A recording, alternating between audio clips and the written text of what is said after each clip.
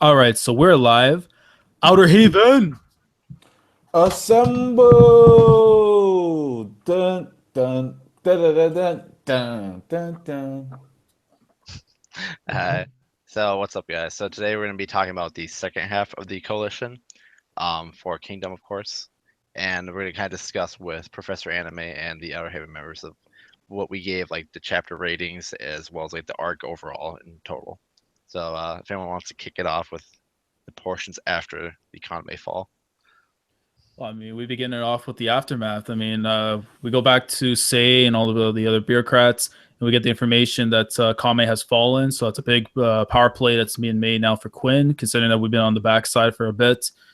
We get to see also too, Gohome is pretty pissed off with the whole situation, considering that like he thinks everything's going to go the way of the coalition, but to lose such a big piece like that, and considering how things haven't been moving too much of the Konkoku Pass, I mean, like you gotta admit, like this guy's like pretty pissed, and then especially going to like Shushin Kun, because like him, like he's like the one that's the most pissed since he just lost his main guy, and like I thought it was crazy the fact that he was gonna try and like go and set like go on his own to handle like the army himself, and then Riboku pretty much like telling him like, nah, like you can't do that. Like if you go do that right now, you're pretty much sacrificing your own life. And Riboku has like this grand like plan in the background, so like I mean, from there, it was pretty hype. And I guess someone else can take the hand right now with Karin, what she was about to plot. Yeah, like I thought Karen's character was just funny because like she was waiting for him to die basically. Like she wanted to be the leader of the Chu army, and so I Yeah. thought that was kind of like a funny thing. Is like she's telling I can't think of his name, but the third bow of China, and then his partner, Oh, Kokyo. I Oh, forgot his yeah, name. Kakuki, yeah. Yeah, yeah. Kaku. And so I thought That's his that's name. super funny about Kakuki, yeah. calling like a young boy and like basically if you win like you can sleep with me, you can bed me and stuff like that. And like Yeah. I just liked how like she was basically like instantly you saw like she was gonna go after Toe. Like her whole thing was she's gonna like eventually have to fight Toe. And so I thought that was kind of a cool matchup because like Toe greatness. Oh, yeah, definitely. And it was kind of crazy as well that I keep butchering his name, but I forgot his name. Cuckoo bird. No. Yeah, Oh, Kokuyu? Koki was fighting Toe for so long as well. Like Toe obviously wasn't like going all the way in, but it was just interesting to see how far that guy was going.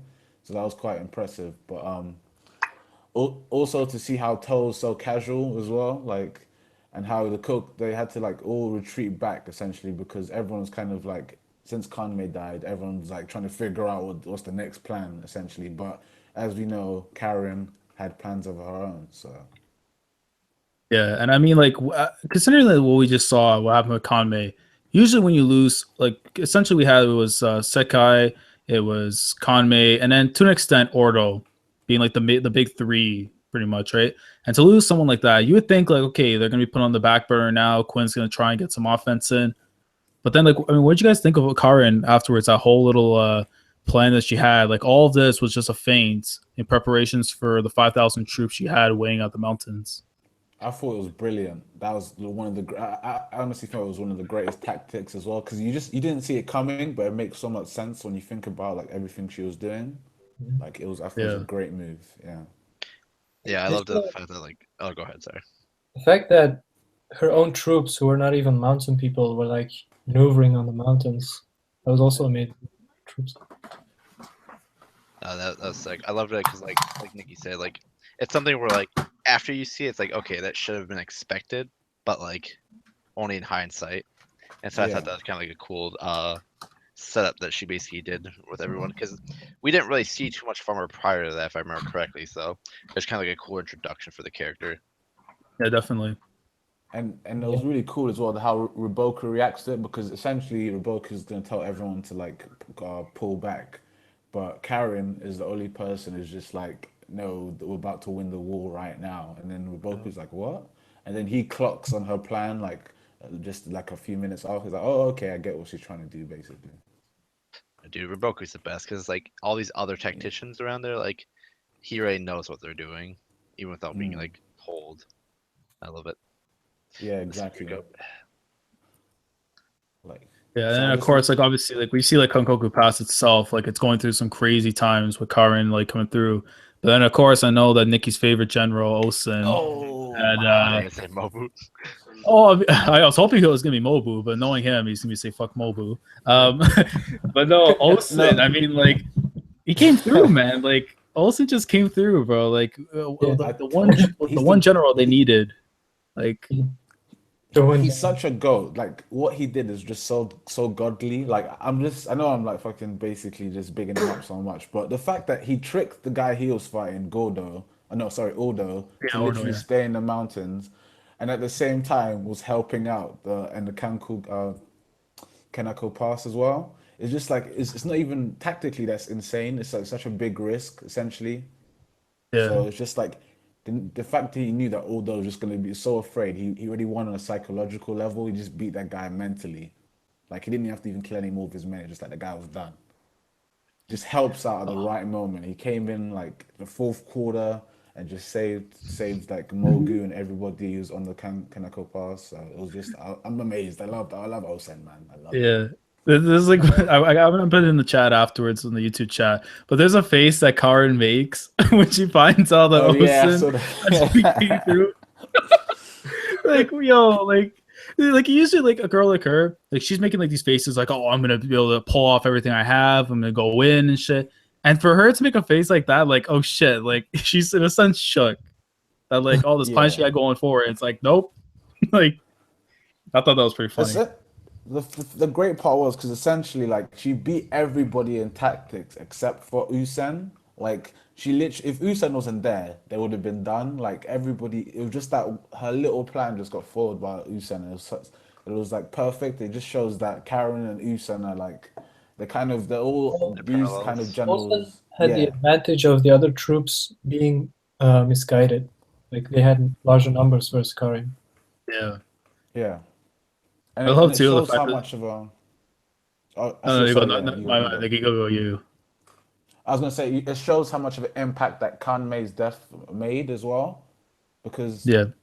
essentially Usam could take that risk because Kanmei died essentially. So Yeah. once he died and the Chu army was all in disarray, he could make moves like that, and it was just like the way he predicted, like I said before, like about Aldo's not gonna move anymore because he already tricked him earlier, and the fact that they're gonna that Karen is probably gonna someone like Karen would make a plan to try and get into the Kanako Pass sneakily. It was amazing to me. I was just like, wow. Yeah. And then also the fact too that she was still blaming Kame, like, oh, it's all his fault that this all happened. I'm just like the Yeah. poor guy, like got his head bashed in like a watermelon. And then it's just like you still have the nerve to say all this shit to him, like after he passed, like, bro. Exactly. Exactly. That was just And then I guess we can kind of push forward a little bit to the Chu King and like his kind of like reaction to like finding out that Kame had fallen and like, you know, their plans of trying to take over were kind of stopped by Osen. And you can tell, like, based on this guy, like he has this like this menacing aura compared to like some of the other kings that we've had like glimpses of.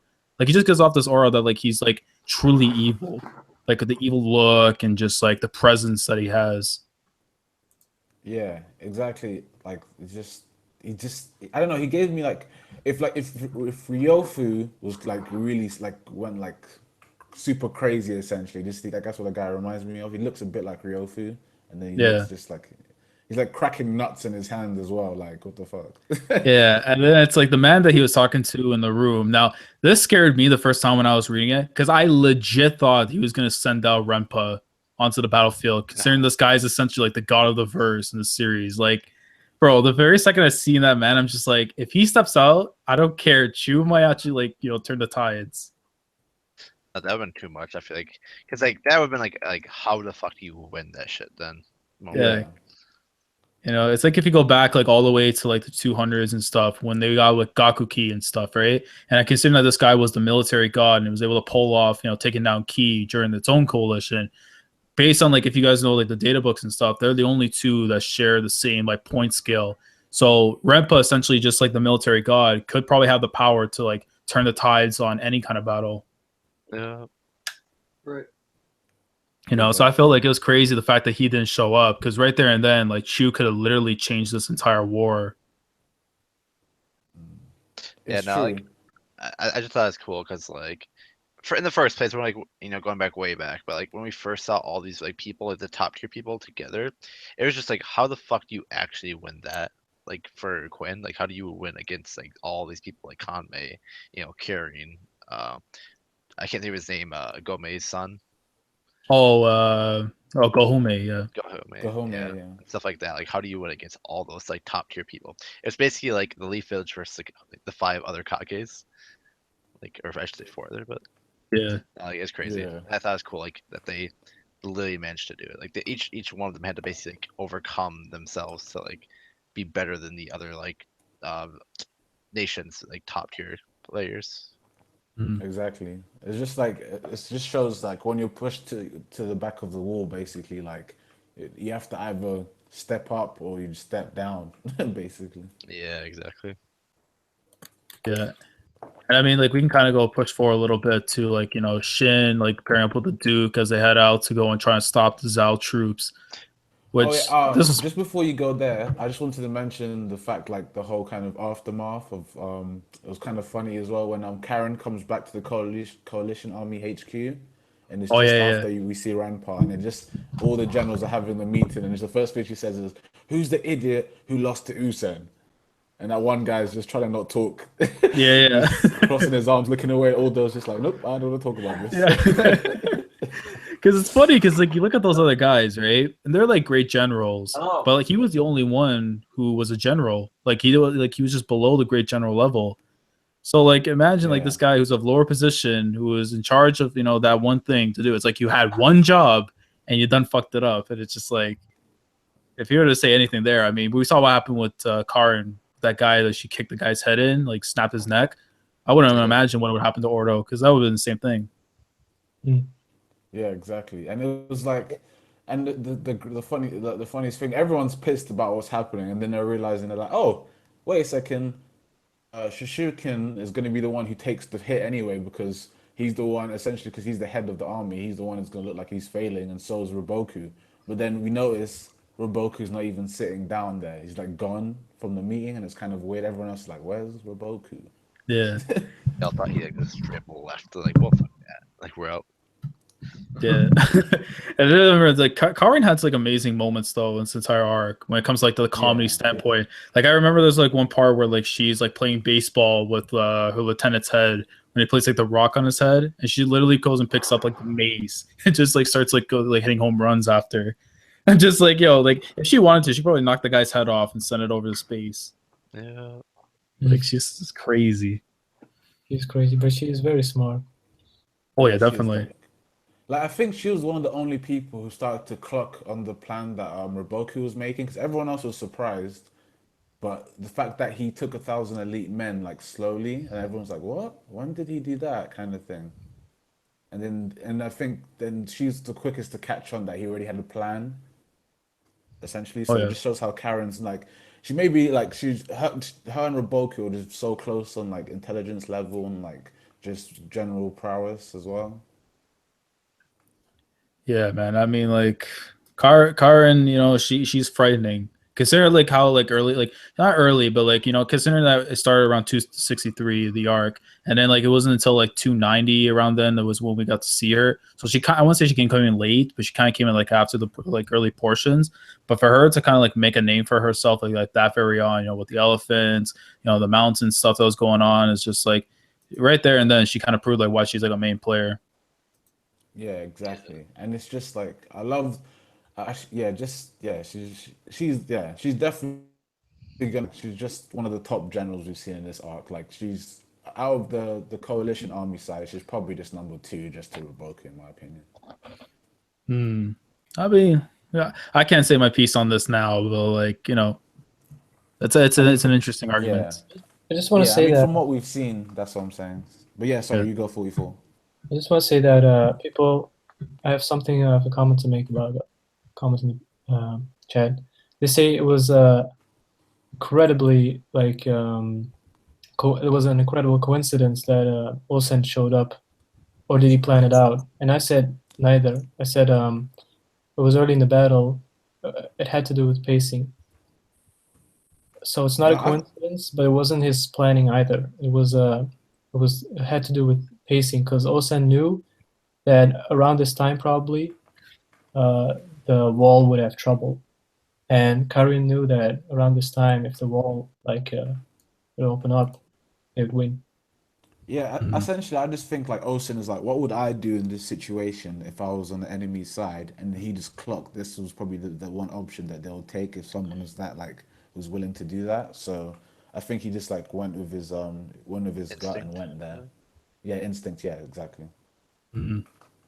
Yeah, now we can now finally dive into the stuff now with the Duke and against the Zao troops, Oh yeah. Yeah, which that was you know insane. when it comes to like just from an enjoyment standpoint, because now it's like we're really getting to see like the bond between like Shin and the Duke, just like the conversations that they had together, especially now in this part where they're actually going to battle with these guys. I mean, like we kind of knew that eventually, considering back to the second arc, Yeah. that once these guys were going to meet, there is going to be some kind of connection that they're going to have. Especially when you go to like back to Sonyu with like how he was connecting with Mogu and stuff, right? So you knew that eventually this guy is going to slowly but surely start having bonds, like not like a brotherly bond or like father son bond, like except for this one in particular, but like with the, like be able to build connections so like he can pick up on things that he can use for himself later on down the road. But I feel like of all of them, this is probably like at least second best next to Oki from what he's learned thus far. Oh yeah, no, like it was kind of like the Oh idea of like yeah. inheriting like the new generation. Yeah, Mm. it's just like dude, it's just like the Duke. Like, where do you guys rank him? Before we even get more into this, like of all the generals we've seen thus far, like where would you rank him? And favorites or what? I guess like in like terms of like overall, like the overall like strength, tactical, Oh, whatever. okay. Like, where would you rank him? It's hard to say because I want to do it in terms of the Quinn army because it involved the other generals. It Oh gets like yeah, the list becomes a bit within Quinn, longer. yeah. Oh, okay. I still don't think he was like the Um, top or by far, but I do think like he yeah. was like the whole thing with him, right? Is I felt like he was kind of the Aruka character, like referencing Naruto. It's like he was a mentor, he was like a leader figure. Like when he went into battle, people followed him no matter what. Like because people knew that they would die. Like the first battle we were done with, like he had no real plan. It was just like we'll go in and like hope for the best kind of thing. Yeah. But like it always works out in the end, so I thought that was kind of cool. Now if we're talking like actual strategy, that's a retarded strategy. You know what I mean? Oh man, I mean the Duke has to be at the bottom at least. Yeah, but like I do think like he was a perfect like totem pole for like the next generation to like be that fire starter as he calls it. Yeah, Yeah. essentially, when it comes to attack, obviously Mobu's number one, but I think Duke Hyo is up there. Shohiken, just saying. Oh yeah, Shoheiken of course as well. No, it's just Yeah. yeah. When we see Shoheiken lead an army, we'll be like, oh shit, okay, shit's about to go fucking ham. So, but yeah, Yeah. I'd say Duke Hyo from what we've seen them do is probably just maybe number because I have to put I don't know why I just put Olsen number two even in attack. I give Mobu number one, but attack has to be Olsen number two and then Dukyo number three. Hmm. I mean, like if I think of the six or the seven, technically the seven that we've seen so far, I would probably put them between maybe say 3 and 4 at least around then. I like the only Yeah. reason why I would put him to 3, and we're gonna get into it afterwards with his Blaze of Glory, how he went. Um, I mean, like Well, it's hard, man, to do because he went in like back in the second arc when he took down Kohome's dad. Which, regardless if if the guy was a scrub or not, general's a general. So for him to take him down, like that's pretty amazing. But then it's of course when you compare it to like who he fought in this arc, it's just like it's one of the gods of the verse technically. The thing is, and yeah, actually, yeah, you go 44. Sorry. yeah, thanks. Thing is, there's two questions I gotta ask you guys. The first one is, does he really need tactics? Because he was the one that sensed the army, and he was also able to break the formation. And the second Yeah, thing is, that's yeah. where do you guys see his power stance? Like, because didn't Hoken slay Oki's girlfriend? Who? Oh, Hoken, yeah, he played. Oh yeah, she was one of the six great generals. Yeah. yeah. I mean, I guess I mean like with the seven of right now, like who's here, like with guys like Chotu and all of them, like the ones we see in that big panel spread before they set off between like those people. But yeah, to answer your first question, 44, I'd say, essentially, he doesn't need it for certain generals, but if you're facing someone like, say, like the Ribokus, a guy like Kanmei would destroy him because Kanmei is just like super fucking strong already. So it's just like certain people you just have a tough time fighting matchup wise because if he just goes by his instincts, that won't be enough for most like for certain generals. So I think personally he was perfect in the sense of like here's a supportive type of general in this the idea that like he gave people a huge morale boost, and I get like Mobu did too, obviously too as well. But he just does it in total, like having like Shen go to the back lines, and protect everything was like not calculated by him, but at the same time he expected someone to do that almost. Yeah. Like I feel like that's like his main like abilities to like get people to do like certain things that they normally couldn't do or wouldn't be able to do. Yeah. Yeah. I had mad respect for Dukio in this arc. Oh, like yeah. just how he went out, Yeah, because I guess we could get into it, but like he was able to counter this. Oh, go Nikki. Actually, just before, I was just gonna, because I like the whole idea of him just figuring out the plan as well. That was just like you're saying. I think 44 mentioned that how he just saw the dust cloud, and that was just enough for him to be like, okay, we're going. Like, and it's such a risky thing to do, essentially. And it turned out to be right, because even Tens kind of questioned him. Like, all we saw was a dust cloud. Like, why is he gonna go all the way to the Southern Passage? And then, yeah, I'll let you like go on, Laz. Yeah, because then we can get into his fight after. So like we see him like with the whole spiral thing that Riboku was trying to do, is kind of mess around with the troops and everything. But the Duke was able to phase through that, able to meet up with them.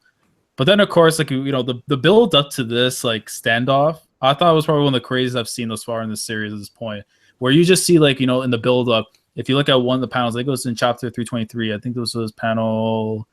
Page 7 on the very top, and you see like this, like these clouds, like this aura, like this weird something's going on with the skies, like the heavens are split, and something's coming to them, and you see like these flags and everything, and then coming from the group of troops, we just see the monster known as Hulken appear, and I'm thinking like, this arc needed him for like he was needed, and just to see like. Considering like how long has it been technically, like a year or two since the Battle of Bio, and to think like, how much he's probably grown in terms of like he looked massive, like he was already massive, like I think like semi-massive, but he looked even more massive than like right in this moment when we saw him. And I'm just like, I love the Duke, but like I don't know, Hulken is looking quite fearsome right now. Before the coalition arc even began, wasn't there like a few panels of him like working out in the forest or some shit?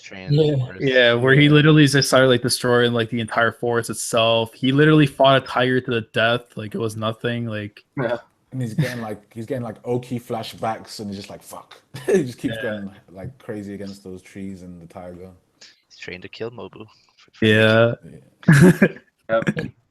And the thing that got me scared too, and I remember reading this week, like when I was binge reading it, I remember seeing like how Shin like noticed was Hulken. And he remembers obviously what happened with Oki, his death. And I thought to myself, like, I hope Shin doesn't try and interfere. Like he tries to jump in and try to fight Hulken at that moment, considering like this is a fight between him and the Duke. Like I understand his reason of he's pissed off still to this day for what he did to Oki, even though it was more with Riboku.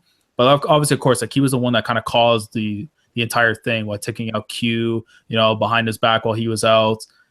But it's just like at that moment, I'm thinking, Shin, please stay out of this. Like, do not jump in. Let the Duke do his business. Yeah. And it was a pretty damn good fight though from the Duke and Hulken. It's like like the fact that like Riboku was there and like that Shin was there and Dukio was there, like I felt like Dukio had to die, especially with Hulken there. It's kind of like, well, like got another like leader in front of you, like Shin, to like motivate you, especially after like the heartfelt things like you mentioned before in the other arcs and stuff like that with Duke and Shin. It's like I kind of saw it somewhat coming, but like man, it was like damn. But he did at least take his arm with him. Like that was kind of cool. Like obviously we see later, like which comes into play later on when we talk about it, because like I feel like when we get into that moment in particular, it's gonna get interesting. But man, when the Duke did take his arm, I'm just like, this is like foreshadowing. It could come back and like bite this man in the ass eventually. And like it sucked too, just seeing like him like kind of yelling to Shin like forward, and he just like it's like Shin, never let your fire die out. And it's dude, like I got it, dude. It hurt me so much, because then we get that little flashback. The flashback afterwards where he's just like, why didn't you become one of the 6 great generals? And I'm thinking, shit, like, why are you saying this to him? Like, he'll kill you. And he's like, he goes and tells him his life story. I was born on the battlefield. Like, when you see like the infant dropping on the floor, I'm just like, what? And like how he like literally he craved war. Like he fought. Like that was his thing. And then afterwards, like to see like he admired these guys too as well, but like he wanted to be his own guy. He didn't want stature. Like he could have been one of the 6 great generals. He just didn't want it because he wanted to do like things on his own terms. He didn't want titles to represent him. What he does on the battlefield is what people will know him for. Well, that was exactly my question. Like, where do you guys rank him among the other 6? I mean, I would probably put him like right now in number 4 Sorry, who? Yeah. for the Duke. I mean, if we're talking about the 7, like we were Chotu, like I said, like that whole panel with all of them, I'd probably keep him at number 4. I mean, the 6 great generals of the history. Oh, of history. Oh, no, he'll There's be no way. 7. There's no way he's in. You know what? It's so tough because we don't know like the strength of some of the other ones, so I kind of want to reserve my right to. Like we know Oki and we know the girl he was with. I mean, Q, I could probably see being like number 4, but like Duke, it's still tough to say because we have to know what the other ones are like after. Yeah, but I don't know. I just think because the fact they reached that height, and I know Duke Kyo could have like he didn't really want to be a general essentially, but like one of the 6 great generals, but just like. The fact that the whole kind of you have to win 100 wars or something like that. You have to win 100 battles to become one of the 6 great generals, and it's just like I know Dukyo could have got it, but it's just I have to give him credit because they made it already. The 6 great generals, so I put him at 7. But being 7 out of the top, like what? There's probably 1,000 generals in China. You know what I mean? So it's kind of okay. Right. It's so tough to say, but. I mean, like, and especially with the flashback too, where he, Shin was saying to him because they love drinking like the wine and everything with them, and he's like, you know what? Once I become Great General of the Heavens, we're gonna sit down and drink some wine, and then, oh man, and it's like I think it was the Duke. The Duke goes and says, I'll look forward to that day, and then you just see Shin crying, and I'm just like, holy shit, Yasuzahara, like, why you gotta do that to me, bro? Like, I know, right? Right? It's crazy as well because it's the first time I ever seen like Dukyo tell Shin to like go away as well. He's like, go onwards to Kanyo Shin. Yeah. Like, and I was just like, fuck, man, this really means that Dukyo is gonna like he's really like being self-sacrificing right now. Shin doesn't want to do it as well. He's just like, no, what the hell are you saying, Duke? Yeah. Like, every time we've just gone into battle, even it's been crazy odds. Everyone close to Shin always dies, man. Yeah, exactly. I know. It's like my thing. Like we can connect so easily, I think, with Shin because he's going through the horrors of war almost every single time. So like life isn't guaranteed. So I can kind of connect with him so much more than other main characters who have things with war or with other stuff that's going on because he's still going. Like he lost in the first chapter like someone who was like a brother to him. But he continued on with his life. He could have been like some other people who, stride down the path of darkness and stuff and, just didn't care about his life. Yeah. Exactly. And it's just like... Going back. Go ahead. I know, yeah, I was just to say, because the fight with them as well is still pretty good. I just love the fact that even though we know Oki's probably stronger than Dukyo, it's just the fact that even Hoken still doesn't understand this whole thing that why these generals so strong, and he doesn't get it. He just keeps getting madder and madder, and like... Dukyo is just humiliating him, just making fun of him. It's like, dude, you don't understand anything, do you? Dukyo dies in such an admirable way as well. It's just awesome. Yeah, and it made it sad too, the fact that like we didn't even get to see him being cut down. Like it shows like Hoken like getting ready to cut him, and then like just seeing the blood splattering after. It's just like it made it even that more sad. It's just like we didn't even get to see him going out, but like you can imagine though what like Hoken like kind of slicing him down. He did. Because then after we just see the corpse on the floor, I'm just like, fuck. Mm-hmm. It was brutal. But yeah, sorry, Professor Anime, yeah. I was just gonna say, I love how he went out though, like especially how he basically gave Shin his shield, so to speak. Like I thought that, like I said this before, when it came to Oki as well, but. I don't know, and I don't know if this happens in the later portions of the manga because I don't really have caught up to that yet. But every time it seems like Shin, one of Shin's closest allies ends up dying, they give like a memento of sorts, and it has like a symbolic tone to it. Like I took the Battle of Bayo when Oki died, how he gave Shin the glaive. I took it as though he was basically acknowledging Shin that he has the potential to be a very great warrior. And when I took it from Dukyo giving him the shield, I took it as though Shin is technically going to be the savior, so to speak, of Chin in general, possibly even like helping whatchamacallit, what's his name? I'm forgetting the name now. Fuck, I need to catch up on Kingdom. Well, for which character? Because I literally I'm trying to remember it too. Issei, there we go. Issei. Oh, Issei, yeah. I'm thinking of Issei. Yeah.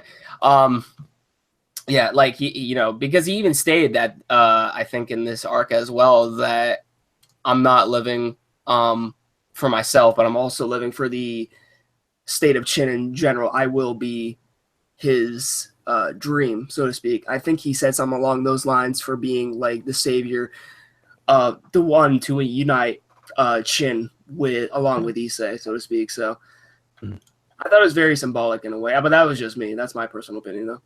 Yeah, definitely. I feel that too. Laz, you got a bit Mr. Roboto going on. Sorry, man. Okay, hold it down. Hold it down.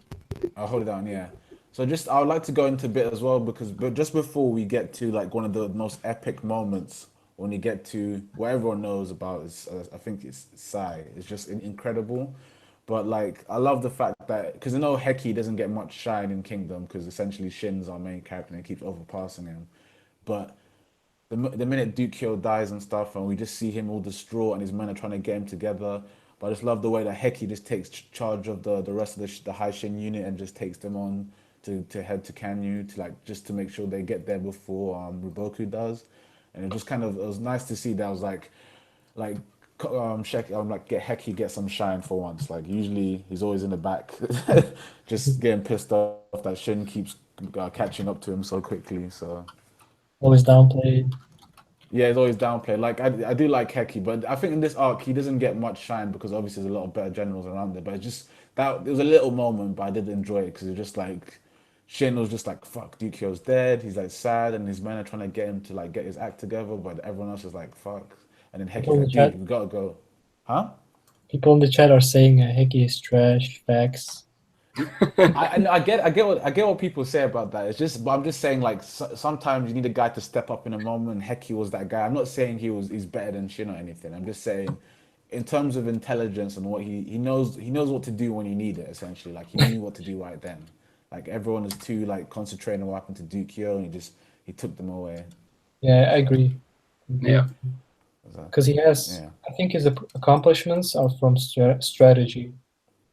Yeah, exactly. Like he's not like one of the strongest fighters, but in terms of intelligence, he's better than average. Like he's not obviously on the levels and the Kankis and the Osens and all these other people, but in terms of just a normal general, he's definitely above most of them, I would say.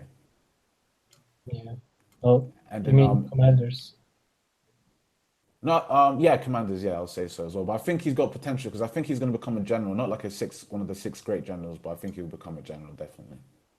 Oh, you think? And yeah, I think so. Yeah, I think essentially because you're gonna need people who are gonna be like who are still generals, something like like Odo essentially. Like Odo's like he's a general, but he's not as good as Karin, Gohome.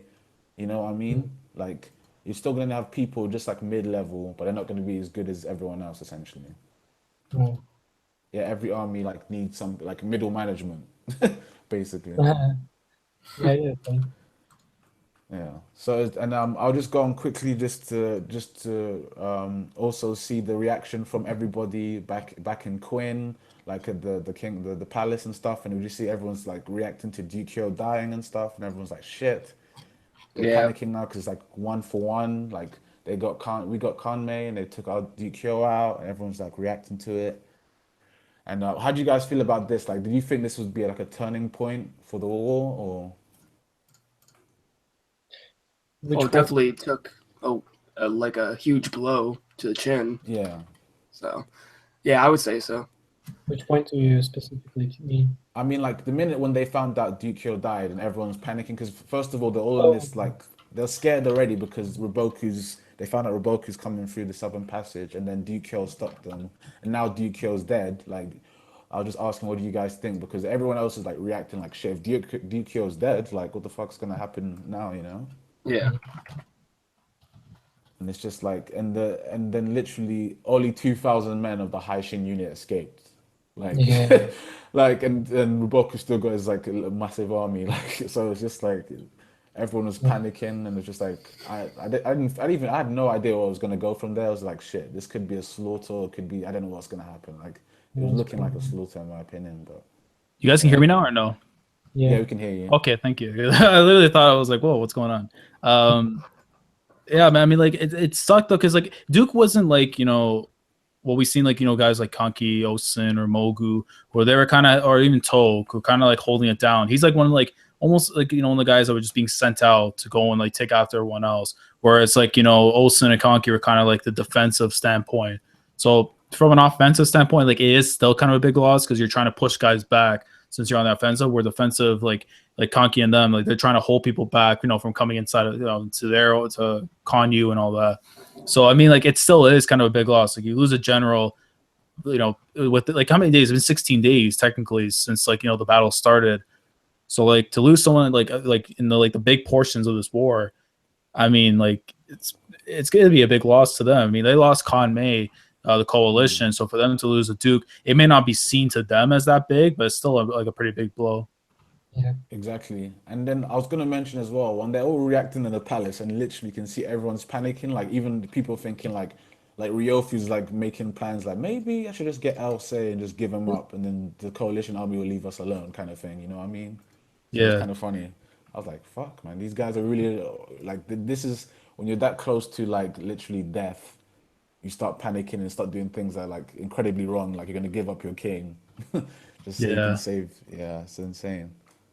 I mean, and then we can go to dive into the Sai stuff afterwards as well. Yeah, Sai. Oh, so we can start from the beginning. So like the whole like you know, Sei pretty much saying that he's gonna go to the battlefield himself, like I'll handle things. We get that like that beautiful like double spread of him like getting on his own war horse, you know, setting off with the armor and everything on. But before that, like I got like very scary vibes when like he went to go see, you know, Q and to Ku, and then I'm thinking to myself like, for you to have him go there and say, look, things are going down, I have to go off and, you know, take care of things.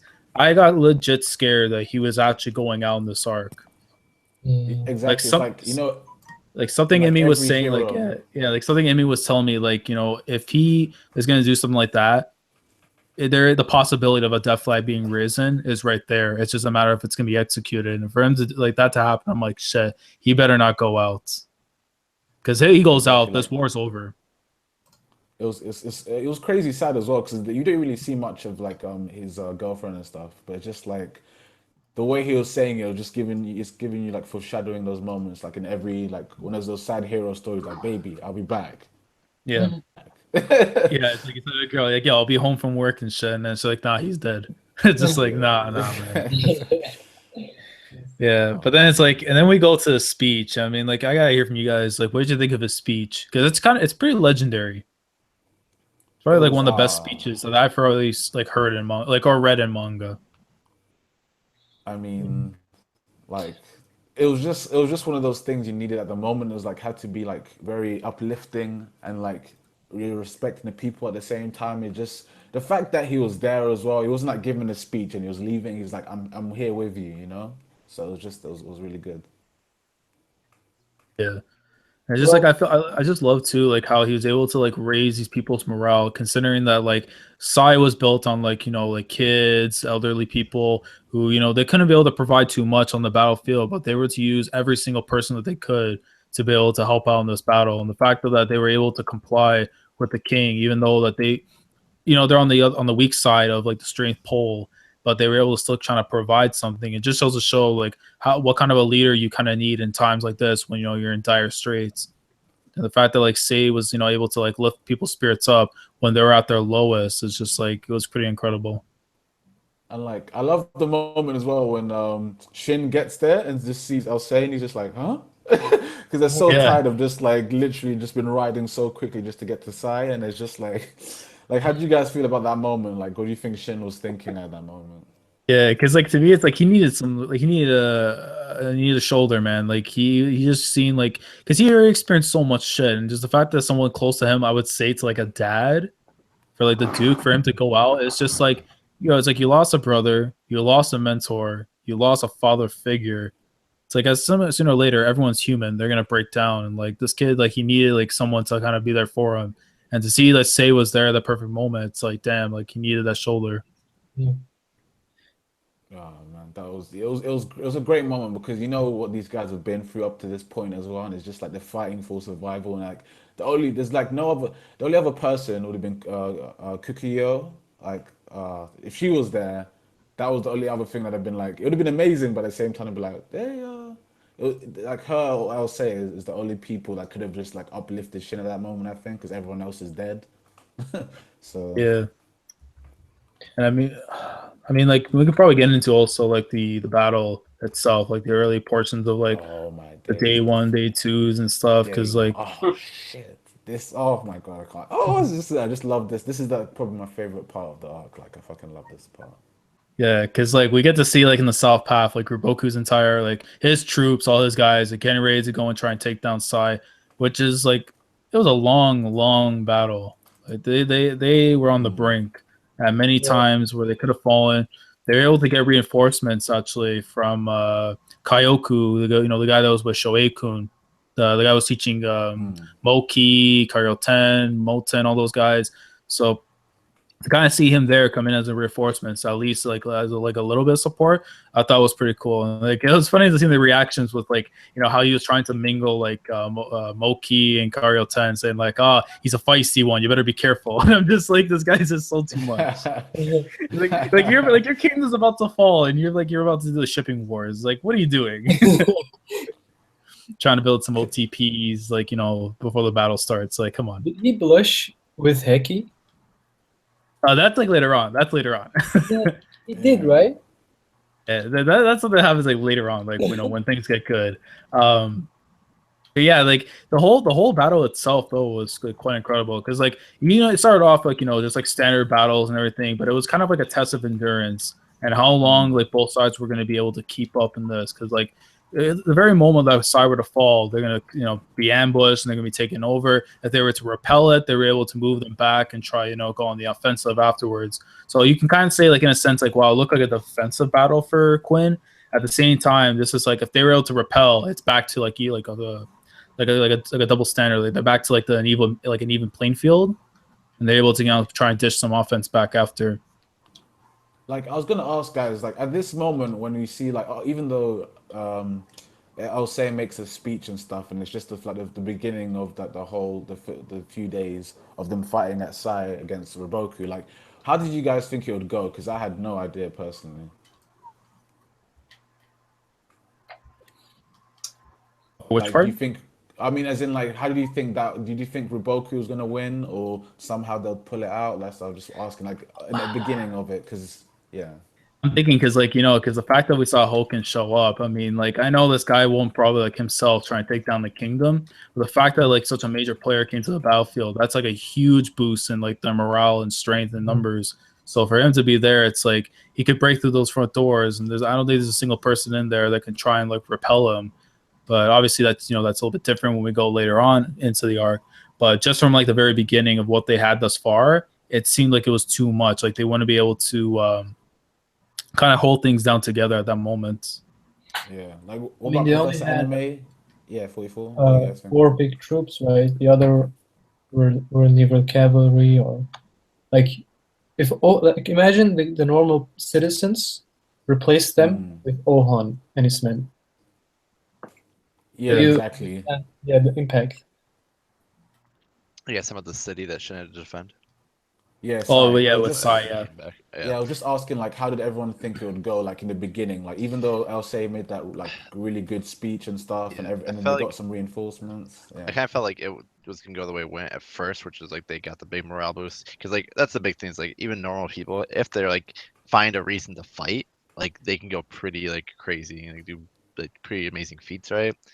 But like I thought like eventually like they're gonna start doing some like cocky shit on the other side of like give up now or we're literally gonna like slaughter your children, stuff like that, like something crazy to like make them stop. Because Roboku's whole thing is like he wants to do fighting, or sorry, he wants to like do his goals without any like unnecessary bloodshed. And so I thought like he would think like okay, like let's like let's forcefully make them like drop their weapons and like not have to kill anyone. But like there was like a slaughter for a while. Like Shin's unit though was going pretty sick. I love it.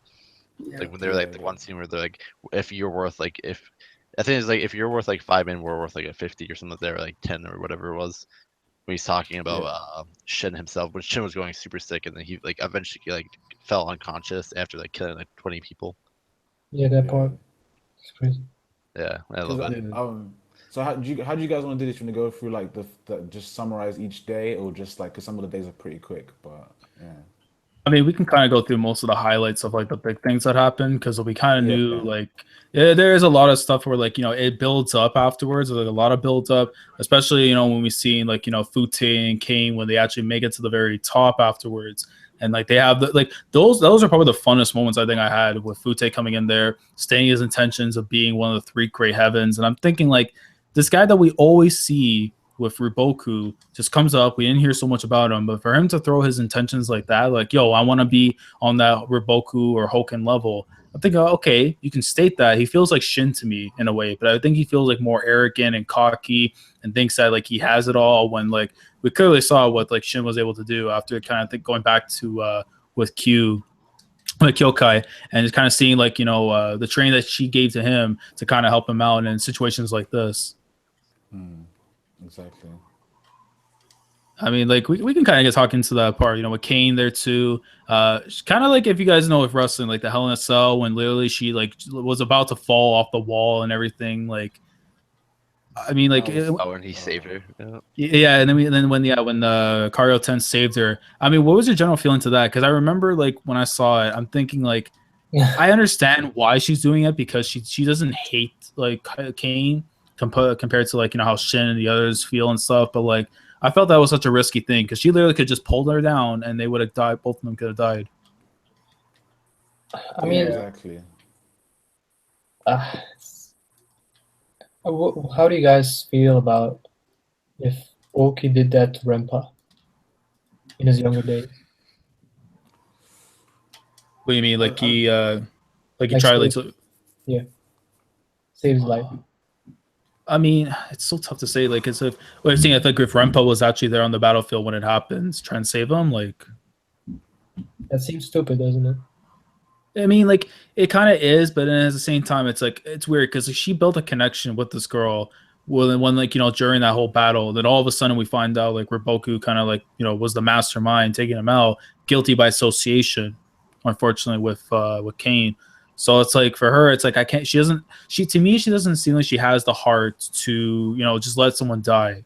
I don't think she has that kind of personality where like someone can do something evil to you and like she probably won't forgive but forgets, like kind of thing. But I don't know, like I think to her, like compared to Shin will just like drop her to the floor and she's dead. To him, he won't care. Yeah. Like I think like Shin probably would have like it's one of those hard things. Like obviously it's not a shonen, so it's not like he's just there to help. Like Shin of all people, I feel like kind of starts to realize that it is war, but like I feel like because like Karyuken was like helping her, like he kind of like tried to save her to a point. I'm not gonna lie though, it was funny when she fell and then what's the other dude, her partner, I can't think of his name. When he got knocked off, that was hilarious. Oh, because then he takes off the mask after. He's like, he's there screaming. I'm just like, holy shit. Because like Denryu, man. Oh, that moment was insane with Denryu, bro. Because like when he just gave him that stiff, like the Jozu forearm and shit, I'm just like, oh my god. No, that shed me in tears, dude. It's just like I can't think of what the bigger guy's name that on the Haishin unit when he literally just like fucking gave him the elbow right off the fucking edge. It was Denryu or Ryusen. I know those are the two big guys. I'm pretty sure it was Denryu that gave it to him. I think you're right. And that's just the fucking funniest shit I've seen in a long time. In that show. Yeah.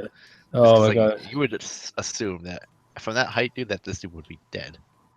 Yeah, exactly. It's just like anyone who falls from that, like it's a floor regardless. And from a height like that, it's like you're jumping off a tower essentially in a way, and it's just like you're gonna die. Like if you're not dead, well, you're critically injured for life. So I can see that loyalty of like tens of people mounting up to save their commander, especially in China.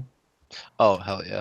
Like people would die for their leader. That's the whole thing. Like that's what you're supposed to do, because the whole thing is like, especially like in that moment, like your leader is your lifeline. Like he's more valuable than you. So like, well, especially for like say a size point of view, like for their kingdom, like the whole reason they're fighting is like they had to fight to defend side, because if he falls of all people, then even if they start winning that skirmish, all of like that Quinn is fucked like afterwards.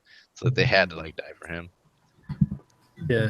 And I kind of like backtracking a little bit, but remember how there's a moment that Riboku went over to, the gates, and he was saying like, if you think like your recklessness is going to be able to help you on this battle, you should might as well just give up because you're going to lose.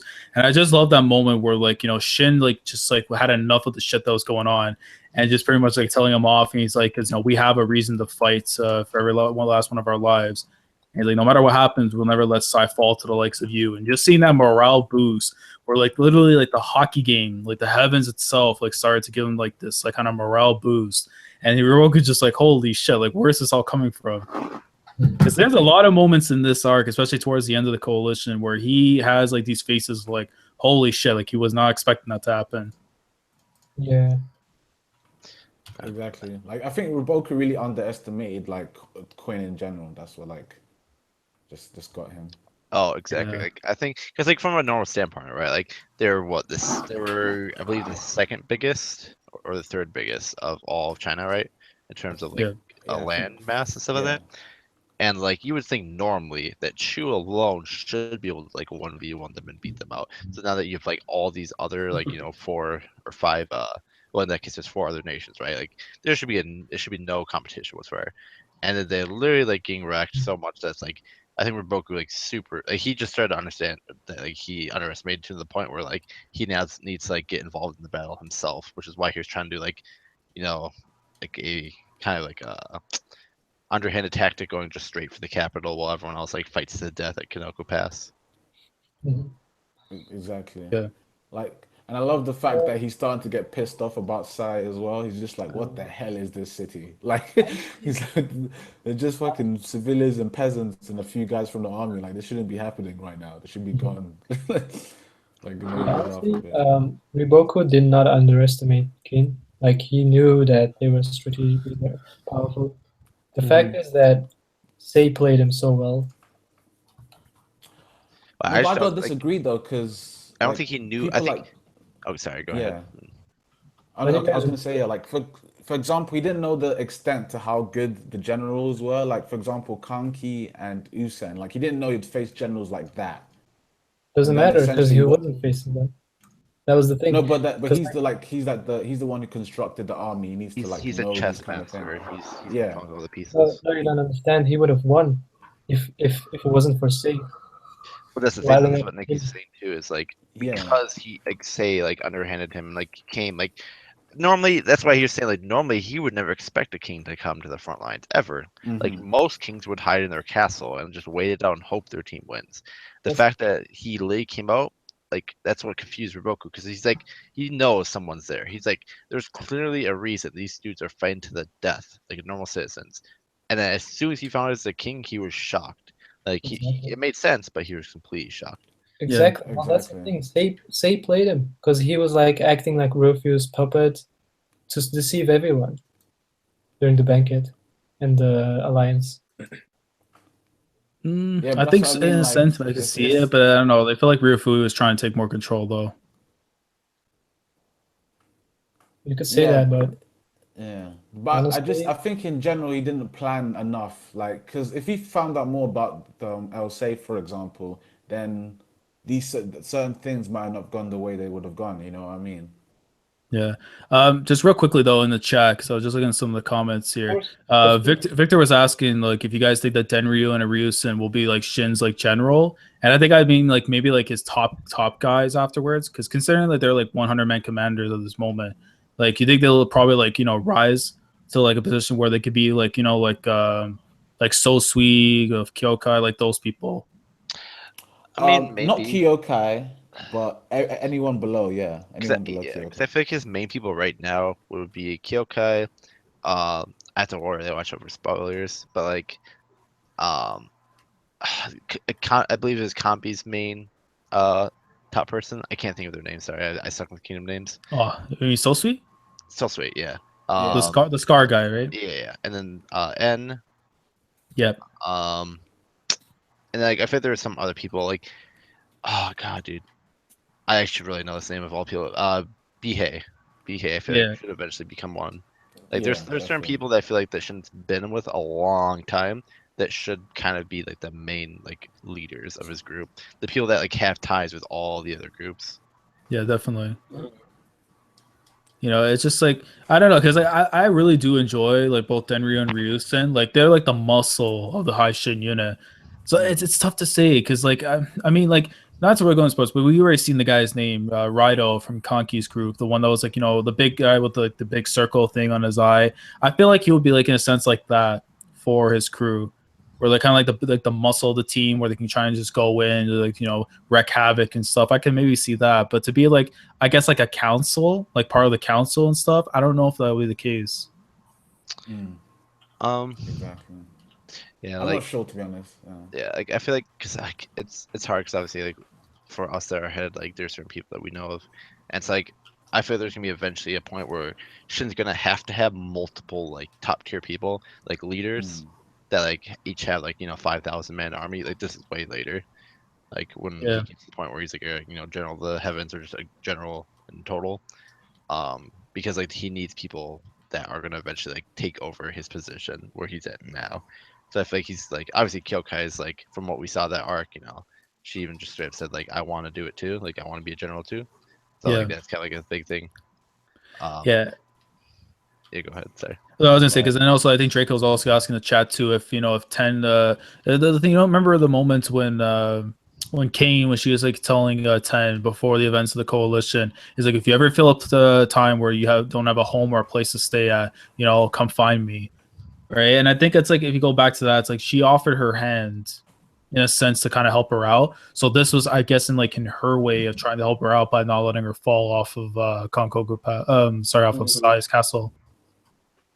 Yeah.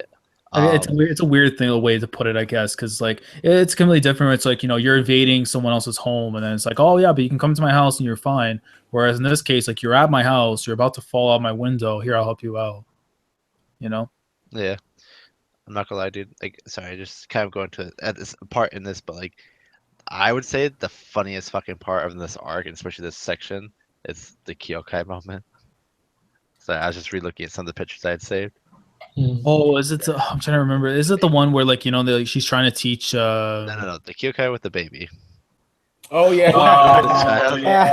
Oh wait. Hold on. First off, I think we should probably hold that back because that's like the arc. Yeah, we'll leave it. Is it? Yeah, it's still funny. Yeah.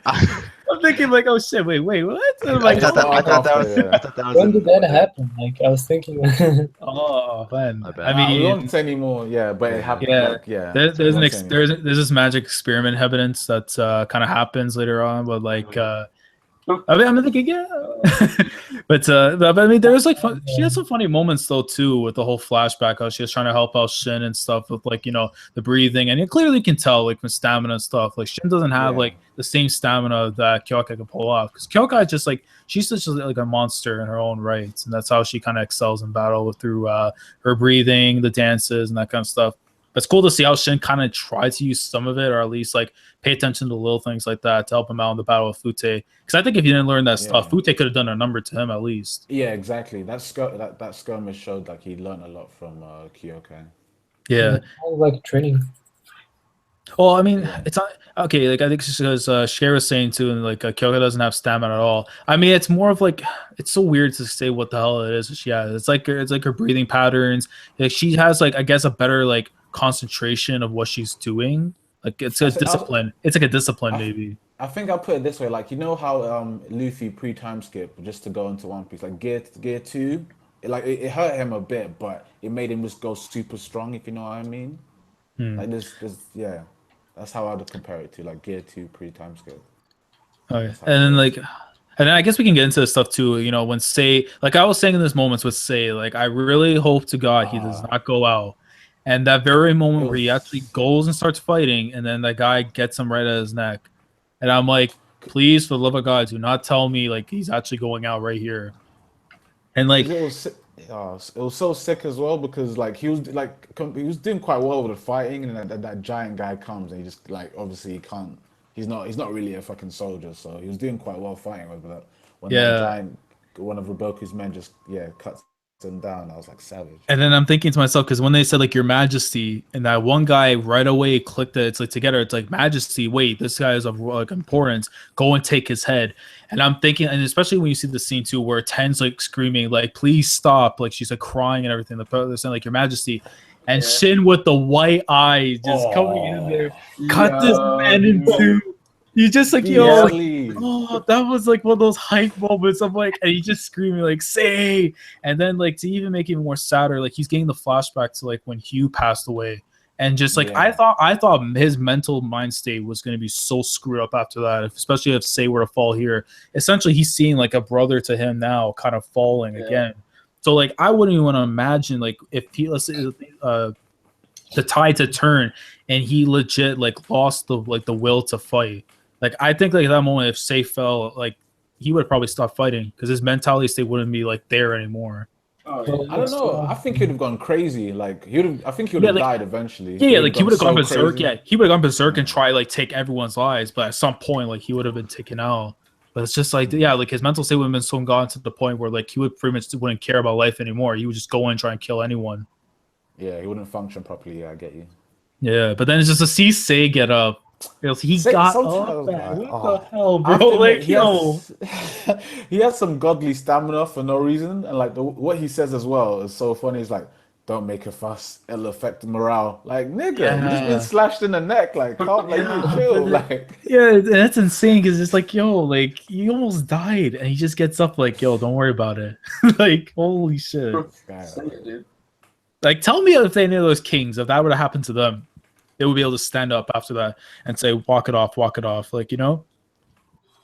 Now, there is one king I'd say. There's only one king. All I say is Snake.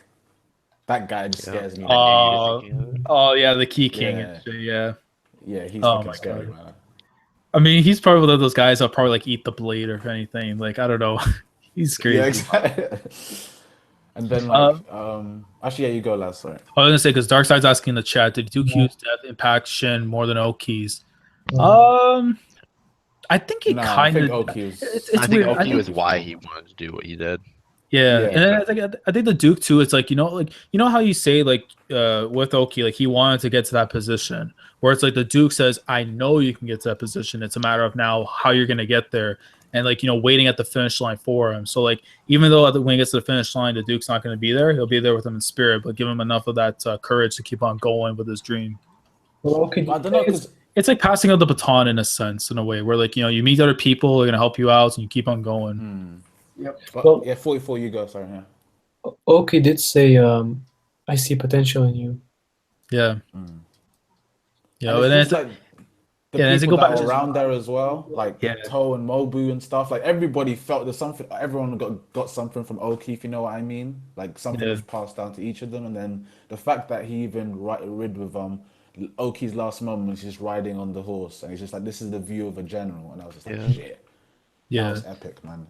So I definitely think like they both had an impact. But I mean, to an extent, I think Oki's was probably a little bit like if it was like if you go from 100 to 99.5, 99.9, something like that. That's how I would see like Oki's over Duke in terms of like letting him like be his own guy and stuff. Say like like you have potential, you can do it. But I think the Duke is more of like I see it too as well, and I can't wait to see you get to that line as well. I mean, and then we can go and scale. The battles keep getting crazier and crazier from there. And then, like, Nick, you want to say? I was gonna say, like, sorry to keep interrupted, but I was gonna say because the minute obviously when everyone's like Your Majesty, when Say gets hit and he gets back up, and then the whole of Boku's army finds out the king's there, and everyone's like, shit, okay. Like everything escalated a lot quicker after that because they're like, fuck, if the king's there, this is like a perfect opportunity to like get rid of Quinn straight away because. Essentially, they're all thinking like, if the king's in the capital, then once they take his head, like Quinn's essentially done. Yeah. Say everything it just makes their life a lot easier essentially. So it kind of to me, it made things like more intense. The battles from then on. Yeah. And just to go back on the chat too as well, I think like it's not impact isn't the word, but like the emotional aspect of like who's deaf left more of like because Shin I think was way more emotional with the Dukes than he was with Oki's. Like he cried like holding on to it, but he was actually willing to go and fuck up Hoken at that moment. Oh yeah. if we compare it to like back then with the events of like Bio, he obviously knew there's no way I can stand up to this guy. Like, you know, I'm just like a 100-man commander, and this guy's like, you know, the three great heavens. But you look at him now, it's like I'm 1,000-man commander and stuff, and it's like, you know, things can change.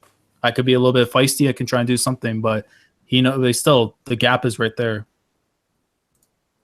And then now we can go into like Yotanwa, because that's something. I don't know. I think we're skipping a bit too much if we go to Yotanwa straight away, because there's still a few. I mean, that's like technically there, because after they're pretty much battling still at this point, and then afterwards she comes in. Oh yeah, she does. My bad. I need to shut up. Laz knows more than me. Official. Let me shut up now. Yeah, I got the Gospel Kingdom right here. Yeah. But yeah, I mean, the battle starts waging on afterwards. You know, like everyone's on their like last legs pretty much, and then to see that moment with Yotanwa, because like, listen, I'm thinking to myself, who is gonna come and be able to save them at this point? Like, To's not gonna go backwards and come, you know, and help them out or whatever, because he's got his own thing with Karin and them. You know, like Olsen's doing like his own thing too. So I'm thinking like, who's gonna come and help him out? And it's just like, bro, like the very second they go towards like the mountains, and he's going back to like how you know, he sent some people to go and talk to the mountain people, especially to Yotanwa, to get help, and how they were having some problems with communications. To see that she actually made it there in the time frame that was given, I'm like, holy shit! Like, what a coincidence they were able to get to that very moment. And like seeing Riboku's face, he's like, who in the fuck are these people? Like, where did they come from? And it's just like, he was shook. That was like probably one of the first times I seen like legitimately shook. Interesting question would be, Yotanwa was almost going to clash with Hoken. How would that work? Yeah. I feel like Yotanwa would have won that, in my opinion, almost. Because I do feel like Hoken's strong, but like I don't think he's that tier yet. Because of his arm? Yeah.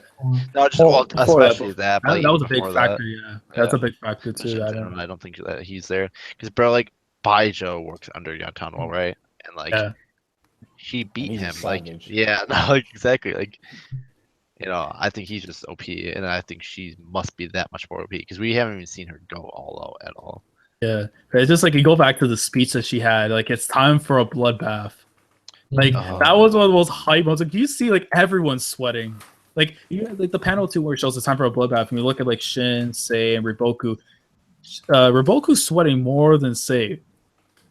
Like, you know, like even then, like you're a part of the ally team, you'd be like going crazy. Now this guy's just like, oh shit, like I know something bad's about to happen. Like, you see all the mountain people coming through, like, oh man, and just seeing like, you know, Baggio and then like Ronkai going into like. Because I think the worst moment about that was because essentially like the day before they'd been fighting, so like the 6th day they just went in so hard, like all like half of Sei was dead, and literally they'd been chopping down men. Everyone was just out of stamina essentially, and then even Riboku's men got into Sei as well, didn't they? So it was just like the stakes was so fucking high until Yotanwa came. It was like crazy. Yeah. I mean, like, oh man. And just like seeing afterwards, you know, like, you know, the whole thing with like, you know, Hoking showing up afterwards, Yotanwa willing to go to the battlefield to go and fight him. And then seeing afterwards that wasn't the case, because a certain individual who wants to be the great general of the heavens says, nah, I want this fight. I want this battle right now. And I'm thinking, like, I think this is going to be the controversial parts here for sure of this arc, because I know some people have like issues with it. It's probably one of the best fights we've seen in Kingdom. However, there's some things that kind of don't add up. And it goes to like, I know I'm going a little bit forward, but when he knocked away Hoken, I know some people were thinking like, how's that possible? Like, how is Shin able to pull that off? And I think like people kind of like forget the fact that, again, he's fighting Hoken with a broken arm. And Hoken is so stupid, doesn't even realize, oh shit, my arm's broken. And as he's deliberately trying to swing at the arm that's injured to knock him away so he can go and try and get that strike in. Also, no matter what you say, if it's real or not, in the manga, the author clearly represented like people praying for. Yeah, that what we do. I'm gonna say that too. That was probably one of my favorite moments thus far in Kingdom as well, up to this point as well. Because like when you see like everyone's like reactions to like what's about to go down, and I remember like when I was reading this part, I was listening to in Storm 3 from Naruto. There's the OST, I believe it was for what OC it was, but it was something that fit so well probably with Kingdom. And it was the moment like when we go to Kyokai, she's like sitting down praying, and the smile when he knocked Hoken away, like that it just went too epic after that point. And just seeing Shin going in, getting the hit in afterwards, and then like him like being like tossed around afterwards, right? Like his ribs were broken and stuff, and then like how he was saying like I've taken a hit from Rempa before, right? So to backtrack a bit, but like, he got a hit from Rempa before, and what I just got from you right now, it's nothing compared to what I felt from him. Honestly, I like the fight more than him versus Rinko. This fight was amazing. Yeah, because like to me, it's like it's tough to say because to me it's like because the buildup is there. It's like literally you've been building up for so long, so the interest is always going to be there. Whereas like Rinko is kind of something like we saw happening, like we knew it was going to happen. It's a matter of when it was going to happen, and then when it happens, we saw like how amazing it was. Hoken, we knew they were going to fight. It's a matter of how long. 5 years from now, 10 years from now. No, it ended up happening like just after like months, a year after the events of Sanyu. And to see it happen, it's just like goddamn. Because like to me, I'm thinking like Shin shouldn't be able to win that fight. But considering we look into the factors of like how Hoken had the broken arm and just how like Shin was able to like he was a little bit. I would say he's a bit smarter at that moment than he was with the fight with Rinko. So he was able to, especially with the training with Kyokai, helped him out as well. I was gonna say because he's smart as well. Because usually Shin would attack the opponent, but the fact that when they both made their moves to attack each other, he literally attacked Hoken's glaive as well to push him back. I was just like, damn, Shin's really been thinking about the way to fight now. He's not reckless as usual. Exactly. Well, he had his signature move. He spared for the last part. The signature move was him flying in the sky and then hitting from above. Yeah, exactly. The signature same move, thing he did to Rinku. Yeah. Yeah, he didn't just barge in and straight up try that. Like he legitimately searched for an opening and then did that. Yeah, I mean, like, Victor is also asking in the chat as well. Is Shin instinctive general like Dooku? So it's like is they similar? I thought I could be wrong, but I thought Dooku said that he was. Didn't Dooku announce that? Yeah, exactly. Like especially like from the beginning of the coalition arc when you see that just when Keisha got Dooku into trouble and Shin's the one who kind of bailed out Dooku because she had like set a trap up for him and he just instinctively just went that way. Like he didn't know and told him he should go that way. He just went with his instincts, and that's what kind of sold it for me. Yeah, I mean, like especially the way things went afterwards, like the clash going on. Of course, he knocked him away. Even like the little things too. Well, that fight was crazy with the horses. And we saw how Shin's horse went and bit the neck of the other horse after, and like I'm pretty sure the horse died too because we didn't get anything after that. So it's just like. His leg was broken. Yeah, I think the horse survived. But whenever whenever a leg's horse like gets broken, like they kill it. Oh yeah, they have. Yeah, because it's like it's like a mercy. It's a mercy kill in a sense. Like, because imagine you have a broken leg and you can't, especially in that time, they don't have like the surgeries and shit. So like, unfortunately, you have a broken leg and you can't walk. Unfortunately, useless. Yeah. So it's like, and then unless you want to be a bowman, but like I don't ever heard of a horse that became a bowman. So, but yeah, it's just like it was crazy, man. There's a lot of little things in that fight that just made it that more amazing, you know. Yeah, it was intense as well. Like, so what do you guys how do you guys feel about rating like this? As in the fights that Shin's had, like how do you guys rate this fight in general? I guess I just thought it was cool because like it was like you have to surpass him. Like we all knew that there's no way in hell that Shin's winning the fight. Like Hoken. But it was cool to see him like at least like throw some blows in, especially for like Oki and stuff like that. Yeah. I just want to say Oda learn.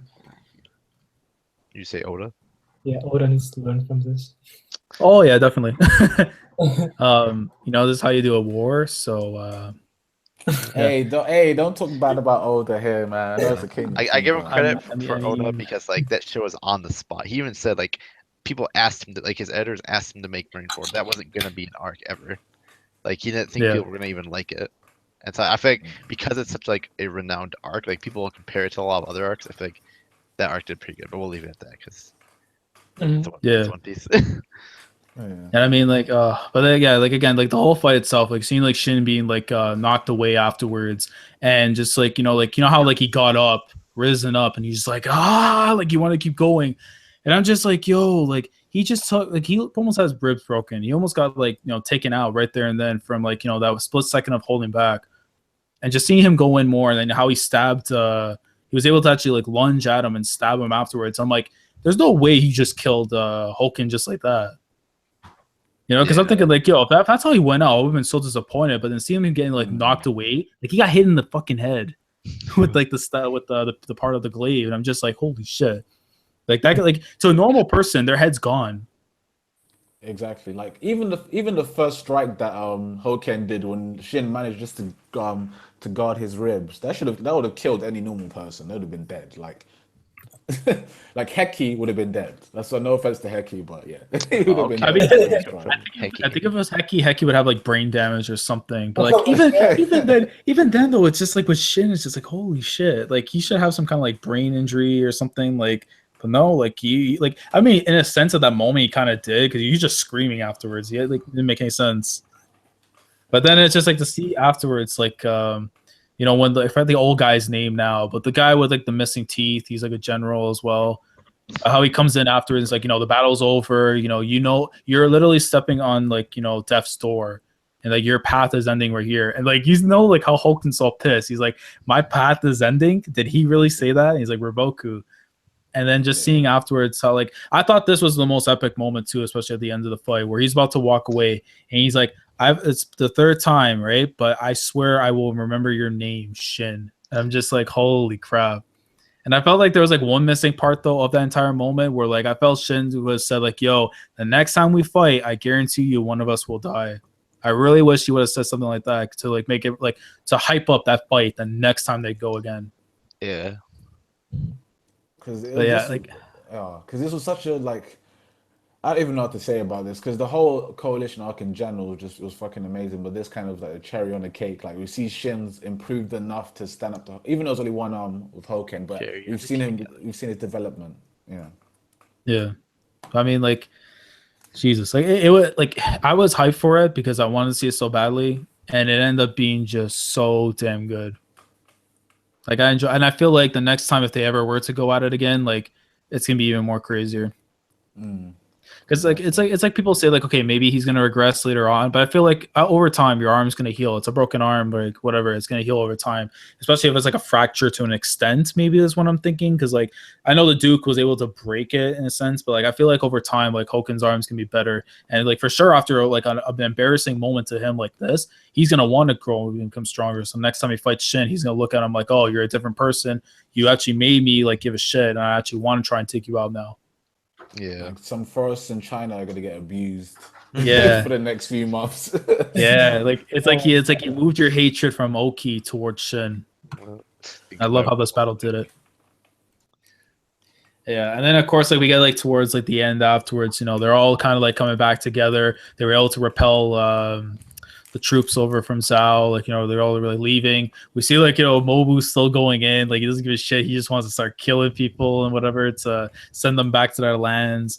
And then it kind of starts building off to like say like thanking Yotanwa, because I mean like she only made like a little part in this entire arc, but it was a massive thing. Because I think had her not come in there, it was game over for Quinn. Yeah, because the 6th day they literally went all in. The 7th day they would finish. Like there was nothing. Like Shin was just like literally the 6th day. Shin was just fighting on instinct. Like he wasn't even talking to people. He was just like fighting. It was literally like Rock Lee versus Gar. That's what it reminded me of. Yeah. At the end of the fight. Exactly. Like that dude was literally like sleeping like while he's fighting. Exactly. Like it was just insane. Yeah, and then going back to the moment that 44 mentioned, because now we're kind of getting into like how they're relaxing after the battle and stuff, and like Koku, he's like making that blushing face to Heki. He meant it to Yotanwa, because he turned around, he sees her, and then he just sees him giving this look like, "Yo, I'm about to get it in." Like yeah, Heki's like yeah, it's like Master, don't do that. Is that so weird? I need to look it up. Yeah, it was to Yotanwa. Because, dude, like, he's not going to make a face like that, Heki. Like, you already saw, like, he was trying to ship people and stuff. So, like, he knew, like, we Caesar. It's like, it's game. Heki was making that face too, right? Yeah, he was like, oh, what are you doing? Like, because he was giving the looks to Yotanwa. Right. So they're both looking at Yotanwa. Yeah. he's like looking like smiling, like, oh, like she's happy, like he's happy, like, you know, and she was able to come in and help them. But to this guy, it's like, oh, you helped us, yeah, I'll reward you. So who makes a more shot with Yotanwa, Heki or Oh man, obviously my man with the amazing mustache. I don't know. obviously. Oh, Tao's getting it in of Yontonwa, yeah, definitely. Oh, I mean, like, the guy that was with Moki and Moten and Shoei-kun, the guy with the really long mustache. Oh, fuck that guy. Yeah, Yeah, because Kaioku, yeah, because he was the one that was giving, because he was the one giving the look afterwards to Yotanwa at that end. Nah, So I was she would thinking, treat him like Jesus. that. she would treat that guy like that. So I don't know. Yeah, Yotanwa's a wild one, so I think she can hold her own. No, I mean, yeah, that's what I mean. She would treat that guy like terribly, like that's what I'm saying. Yeah, the guy's gonna be like, "Yo, I'm about to get some game right now," and then after a night with Yotanwa, it's like, "What were you saying?" Right, I see it Correct. now. Yeah, but then it's like, especially seeing like the moments afterwards, like of the battle, you know, saying like Shin kind of like looking over like Sai, and just seeing like how everyone like has been like, you know, exhausted, like they're already past their limits, and like the many lives that were lost, and he's just like, you know, he feels like so responsible, say, for everyone like dying, you know, like having to be part of this cause, but they realize like at the end of the day, they did this to help the entire, you know, state of Quinn to be able to survive to see another day. So it wasn't like their lives were lost. Like, especially like little moments, like when we saw like that kid who's like holding on to like one of the corpses and like, you know, Yeah, just that like was crying sad. his eyes out. It's like, man, I'd say it again, man. It's like war is the saddest thing in the world, because like you can be with your loved ones one day and the next day they're gone. Exactly. You know, you don't And, have like, control of that destiny. And I think the thing I like as well, because like even shows Shin intelligence a bit as well, because the fact that Alcei was feeling guilty because they basically tricked these people to die, and then he's just like, dude, they knew, like Shin was basically like, dude, they know they're gonna die. They just don't want to help you because you're the king, man. They still followed you even though they knew you were like tricking them a bit. So Yeah, that was pretty cool. I mean, like, too, like, this arc was something else. I mean, we're coming towards the tail end too, because now we have to get into like the ceremony itself, Yeah. the I love rewards the and part everything.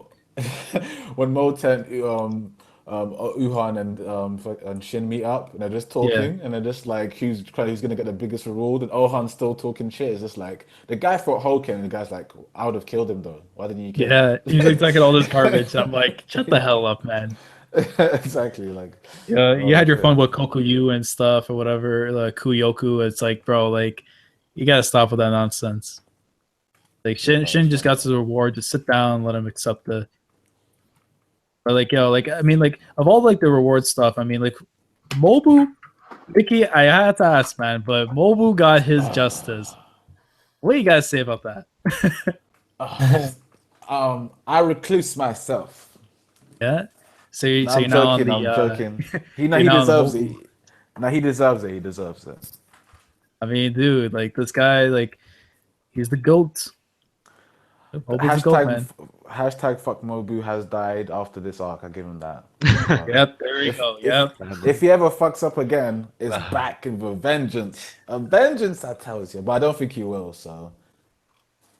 Yeah. And to be honest, he did. It was the biggest achievement. He killed probably one of the strongest generals of all the time. He honestly, I feel like there was like a lot of people that won the war in a sense for each other, but dude, he realistically won the war. I feel like for everyone. Yeah, exactly. Like he did what everyone thought was impossible. Yeah, got the greatest reward for that reason. Yeah, because again, like they said, had he not been able to hold back Kame would have ran right to Konko Pass, and I think they were there at that moment. Like, it would have made things like too much at this point for Quinn to be able to hold things back. And the So thing was, as like, well, like I was gonna actually no, you go. Sorry. No. I was gonna say, like, it was very decisive, because had he not done that, things would have changed really differently. Even compared to what we saw with Shin doing with Hoken, that right there could have changed the scale of everything. Exactly, that's true. And I was gonna say as well, the fact that Mobu went the extra mile, and like, you know, obviously because Kui didn't join the coalition because the Queen managed to negotiate with the king to like not get involved. The fact that Mobu went the extra mile just to chase them, just to stop them from trying to destroy Kui as well, like that's why I was like, fuck, okay, Mobu, man, he's just Yeah, going for it. because he essentially saved that kingdom, right? Yeah. I think that King would have been saved anyway, because I just feel like that guy is just a savage, but that'll be for later arcs. Like, I don't talk. Dude, it's Orochimaru. I hope everyone knows that. Like, that he's gonna be the best when we see him. Oh yeah. Yeah. Not for real. I actually think he's gonna be like, the best king. Oh man, I like think so as well. I honestly think like he always has snakes in his mouth. I just Dude, don't know that's why. what I'm It just saying, makes dude. no Like, who sense. does that? Exactly. Yeah. Exactly. Like, I mean, Orochimaru's never like done crazy shit like that, but like this guy's you gotta give the human some respect, Is he That's human? crazy, man. Oh, I think he's human. Like, I mean, is he human? Guys, is the I king bet of you Kui? don't know. Guys, is the king of Kui a human, or is Guys- he? Post in the chat. I mean, I think he's like a Harry Potter snake. He's like fucking the big snake from Slytherin. Like he's just some massive creep. But he's just, I don't know, man. He just seems so creepy and cool in a weird way. right now he's looking like Salazar Slytherin, but Yeah, that's what I mean. Like he's just like, oh, I don't know, man. yeah. Well, I was gonna ask Professor Anime. I mean, like, what are your thoughts of the ceremony as a whole? 'Cause especially getting into like with Shin getting his reward and everything, and how people are kind of like taking a notice to him afterwards and saying like, holy shit, like this is the kid from Sanyo, this is the kid from Bio. They're kind of like now he's being recognized even more, especially after such a large scale war. I mean, what are your thoughts on that? Oh, yo, dude, that part of the end to the coalition arc was amazing. Like, I love that ceremony, just the people finally acknowledging Shin as like from this low class servant to now one of the most highly recognized, upcoming generals, or leaders, I should say, in the war right now. Like everyone is actually starting to recognize Shin, and just he became a 3,000 man commander, didn't he? Yeah. Yep. Yeah. Yep. So I don't know. Like the whole ceremony was great. Just everyone getting their royalties, I guess you would say, and their ranks upped. Like it was awesome. It was awesome. Yeah, and especially like if you look at like how like Shin kind of like handled himself during the ceremony too, where like he actually like like was able to express himself with class and stuff, and not kind of like jump for joy like he was doing like after like certain like when he became a 100-man commander and stuff. Like here he was able to realize like like I'm happy and everything, but it's like 4,000, 5,000, 3 more to go, and I'll be a general. And he's like taking it with like taking it with grace because he realized like I'm picking up my pace, but say you got to do the same as well. Yeah, man. Yeah, it was freaking awesome. And then And I like love the bit of the mountain people, because like everyone's like, who the fuck are these people? Except for like Shin and like Elsei know them, and everyone's like, whoa. But everyone else is like, who are these people? Like, where'd they come from? yeah.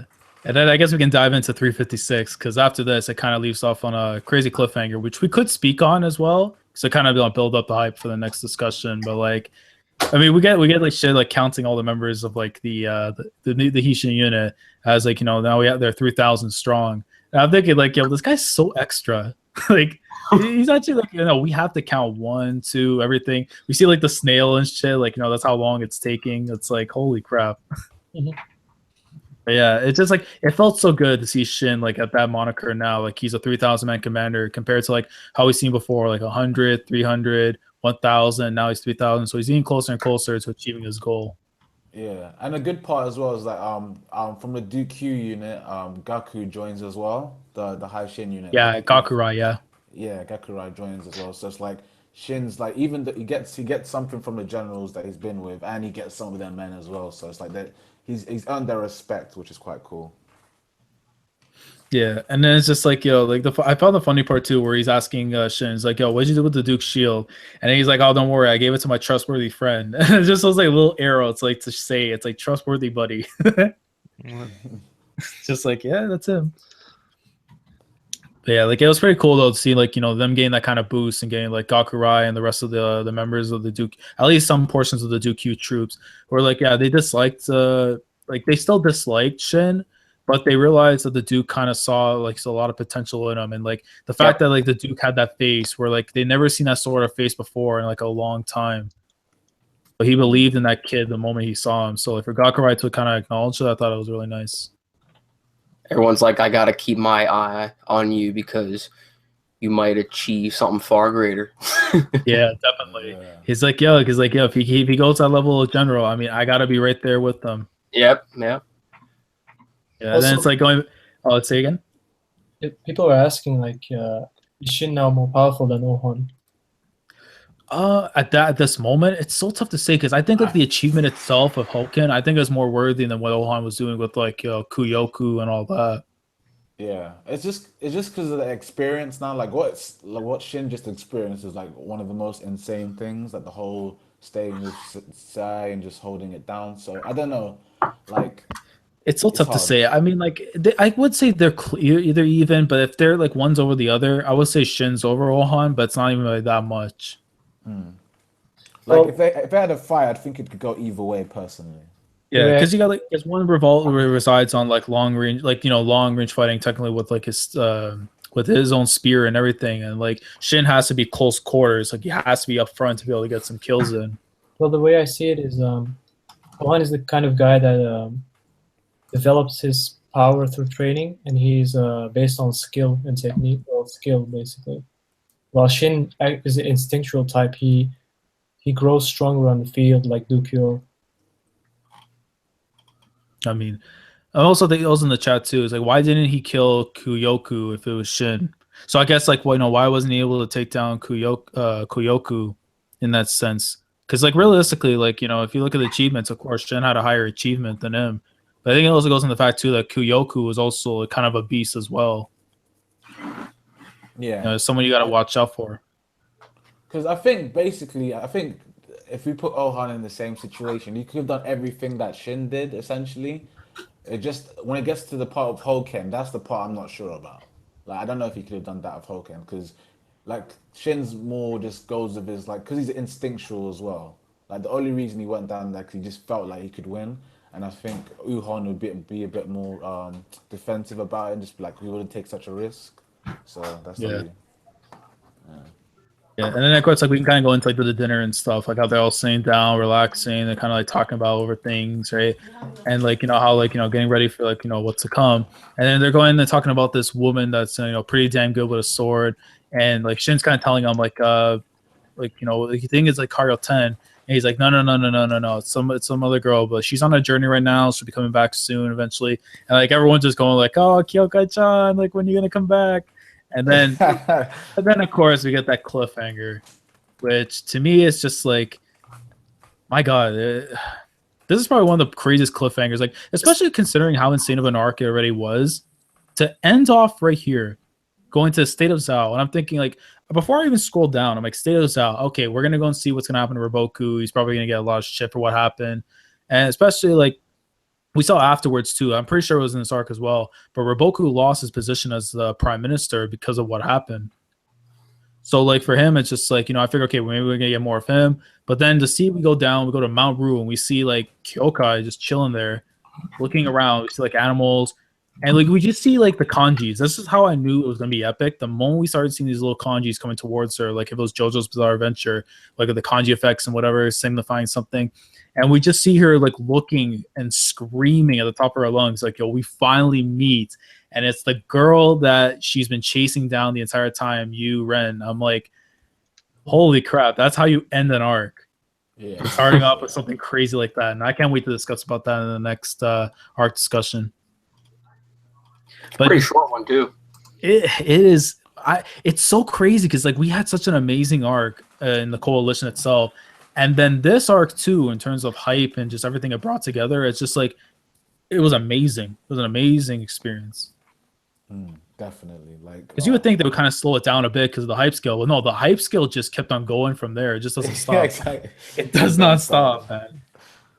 Oh Like, my days. It was brilliant. But yeah, we kind of get into like the ratings. So if you guys had, because we've covered all the coalition as a whole, what would you guys like rank it? Because to me personally, and I keep saying this a lot, it's my favorite arc I've probably read in all of manga. Going back and rereading it and stuff, it is just that damn enjoyable because of all the hype and everything that was, the build up from like the early parts of the series to get to the moment that we had right now, and to see everything come into like fruition and just kind of being laid down. And to think that one day it's potentially going to happen, but we could see a battle that could exceed even this.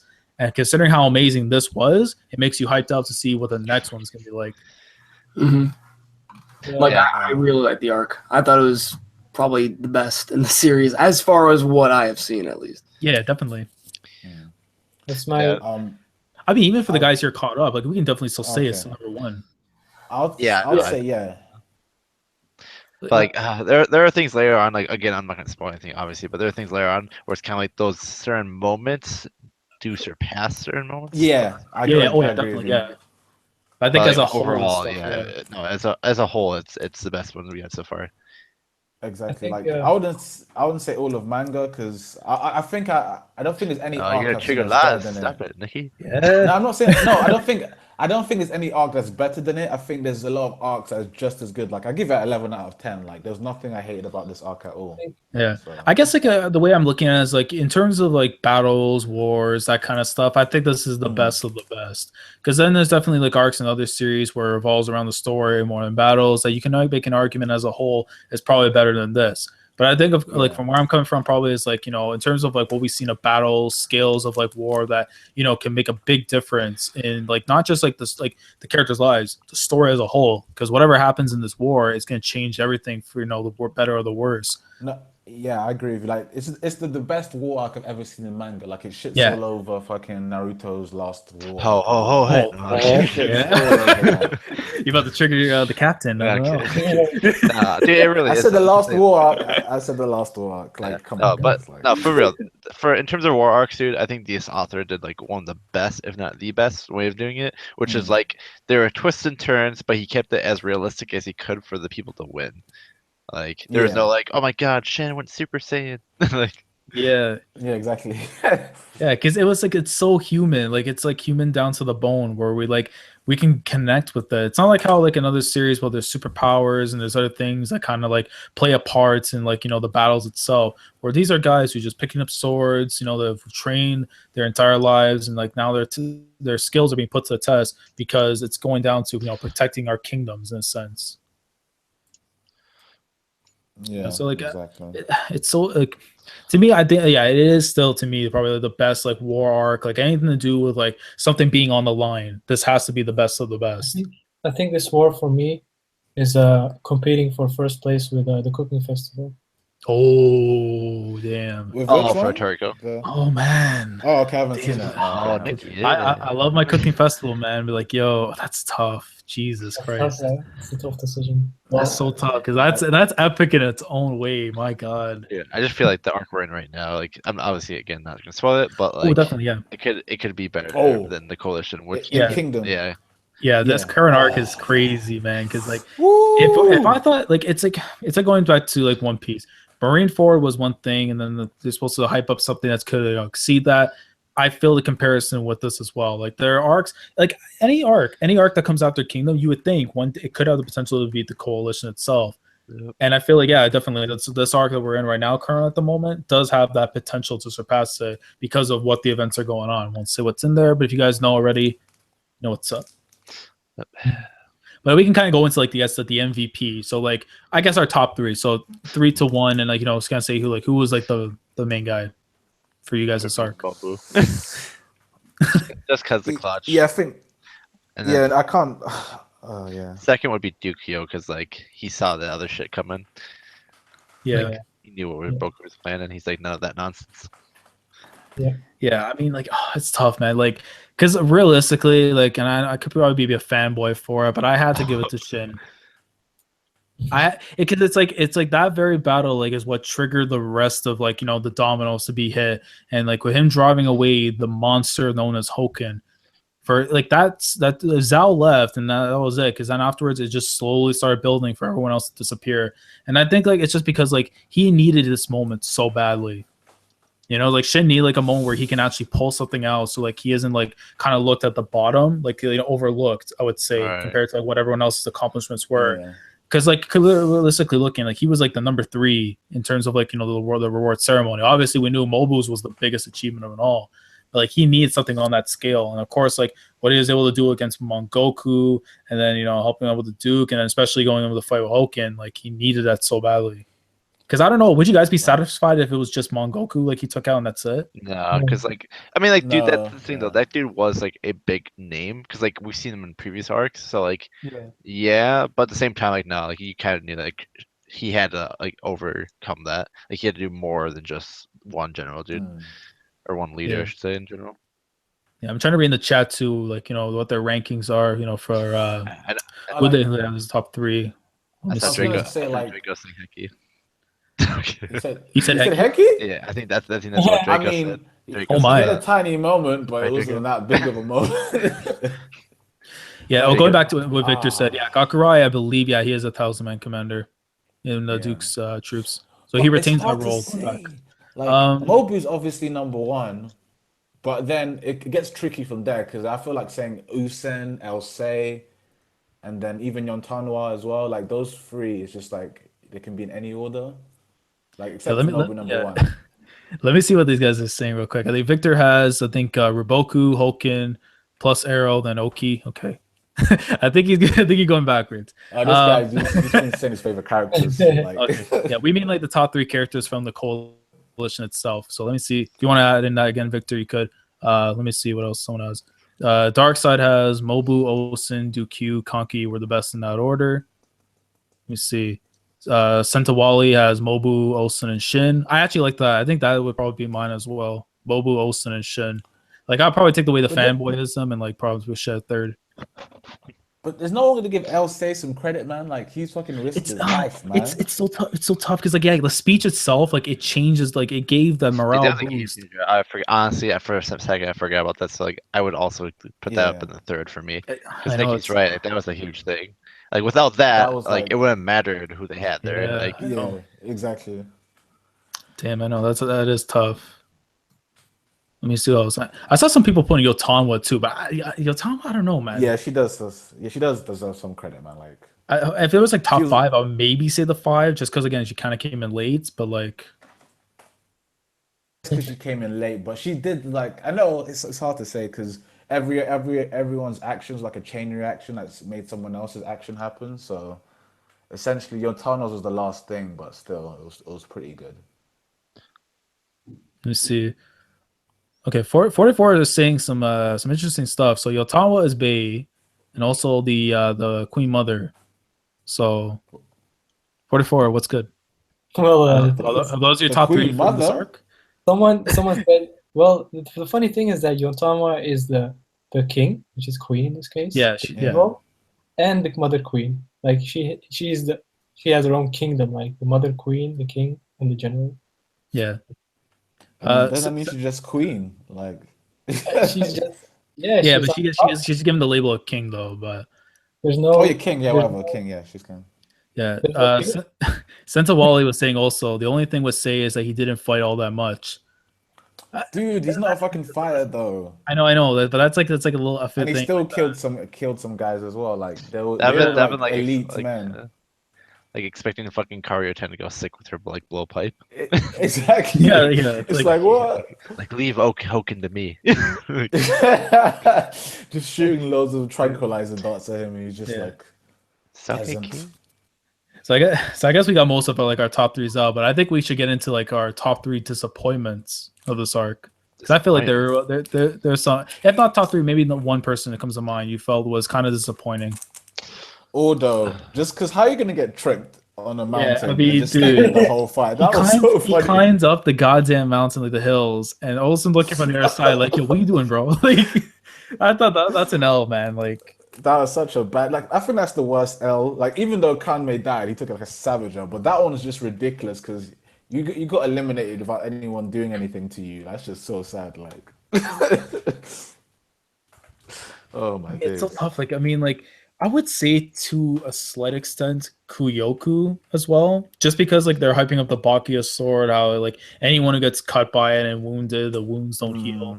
And it's just like he was fighting Tao though for a while. You know what I mean? Like, yeah, and then like he had a little bit of clashes too with like Gohan and stuff. But it's just like I don't know, man. Like it's a tough one. I mean, Ordo's an easy one. Kanmei is another one too.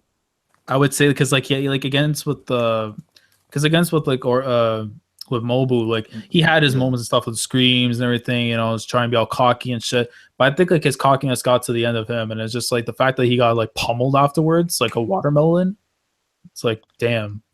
Like I know you pissed off a rampaging beast, but it's like, bro, that's sad. Nah, Like I thought, figured like he would yeah. go out a little bit differently. Like he would be into death, but like he would still be intact. But bro, his head got demolished. Yeah. But I still think, like, I don't know, man, because all those just seems worse to me because it's like you didn't do anything. Like you just got tricked onto a mountain. It's just- Yeah. You're just seeing the sights, watching Quinn and the fight happen. I mean, he survived the war, dude. That's all that matters. I know, but it's still like at least Kanmei goes down as like the guy who lost to the strongest man in China, but Odo goes down as the guy who got tricked and stayed on the mountain. Like Yeah. his is tarnished with like just with disrespect. I mean, Like, that's his oh. plan all along. Maybe he planted something in the mountain for later. Yeah, and then also Ironheart brought this up too, which is interesting because Kame, yeah, he was overhyped. The real monster is Koen, and Koen's like, you know, the real tiger of Chu. And I'm pretty sure it was Dog Eyes. I think he in the last stream we did in the comment section, he put, and this is something I've always been of the mindset too. But if you remember Ku Yoku, right? KOU, separate Ku and KOU, how they have the possible like tie of like a relation, like, you know, maybe father son, maybe brother relationship or something like that. Right. Yeah. And he keeps being hyped up as the great tiger of Chu. And obviously, like, to me, in my head, that means like for sure he's gotta be on a higher pedestal than Kanmei. And the fact that we didn't even get to see him in this arc, it's like, my god, when he shows up, it's gonna be epic. Yeah. You know, it's like, Exactly. let me see. Gohome and Keisha Actually- ran out of tricks up to the first day though. I mean, they kind of did. I mean, Gohome, like, I don't know, man. Like, I like of all the other generals, I like them the most just because of that. Like, it's just because like the aura he brings himself. Like, he's like the cocky bastard. Like, he thinks he can do things like, you know, that people want to expect and stuff. And like, again, he's a guy who has potential too because he's gonna be he's in the same generation as guys like, you know, Riboku, Kanki, those kind of guys. So like, kind of like how we see with like Oki and Hoken being like one part, he's gonna be like those are gonna be the standard of the generation going forward when the wars to come. You want to read Moras's comment? Let me see when Ross put would see more skin than I saw from Karen. So Karen is for me a disappointment. Morass, man. I mean, it's a little bit disappointing, yeah. But I mean, it's okay. If we're talking about like that, okay, yeah, no, I would say so. But like, I would feel like in terms of like the ones that impressed me the most, I think like if we were to do like a top 10, she's easily in it. I can't see her being a disappointment to me though. Well, Like on a coalition side, she's definitely number 2. It's just I'll put Riboku. Actually, At no, I number have to put one. her number 1. Actually, no, I put Well, Kat Karen? number 1. Oh, Yeah, really? I would say so, Yeah. just because of the fact that like, you know, like when she like whoever Boku, like he ran. At the end of the day, when the minute you retreat, it's over. Like she wanted to keep going. You know, so let me see who else. Let me see what else was there. Oh, and Dog Eyes also put the king's name is also Kuretsu. Okay. So that's another interesting thing too as well. Because What, like the I king of Chu or Kui? yeah, I believe it's the king of Chu. It's Kuretsu. Oh, okay, okay. So it's always interesting too to see like, you know, like those little things because people can easily overlook it. Because I remember seeing the thing with Koen and stuff, but to look at now seeing like the king too, it's like, oh shit, like there has to be some kind of relation. So it's always good to like pay attention to like those little details. Like when we saw what was his name, Okutsu, the guy that was with the 6th grade generals, how he's kind of hinted to be part of the U family with Oki and Ohan. Right. You know, so it's like it's always interesting. Like I always try to keep those little details in the back of my head, just because you never know when that's going to be important after. Well, Kanmei and Keisha were disappointing. Yeah, I think Keisha actually. Yeah, Keisha was. Yeah, Keisha kind of was, yeah, because they're trying to build him up to be like, oh, like on the same level as like at least like with Fordo and stuff, where like he's not a great general, but he can be someone that can lead, you know, in the battles during the coalition. Yeah, because he was like the smartest among the group initially, where he like Yeah. understood Riboku's mindset immediately, and then he just like Yeah, the other thing too, I think Kame never fought Quinn and Yan. Like the only two places that his name was never renowned was in Yan and Quinn. But Dog Eyes also saying apparently Yan and Quinn never fought.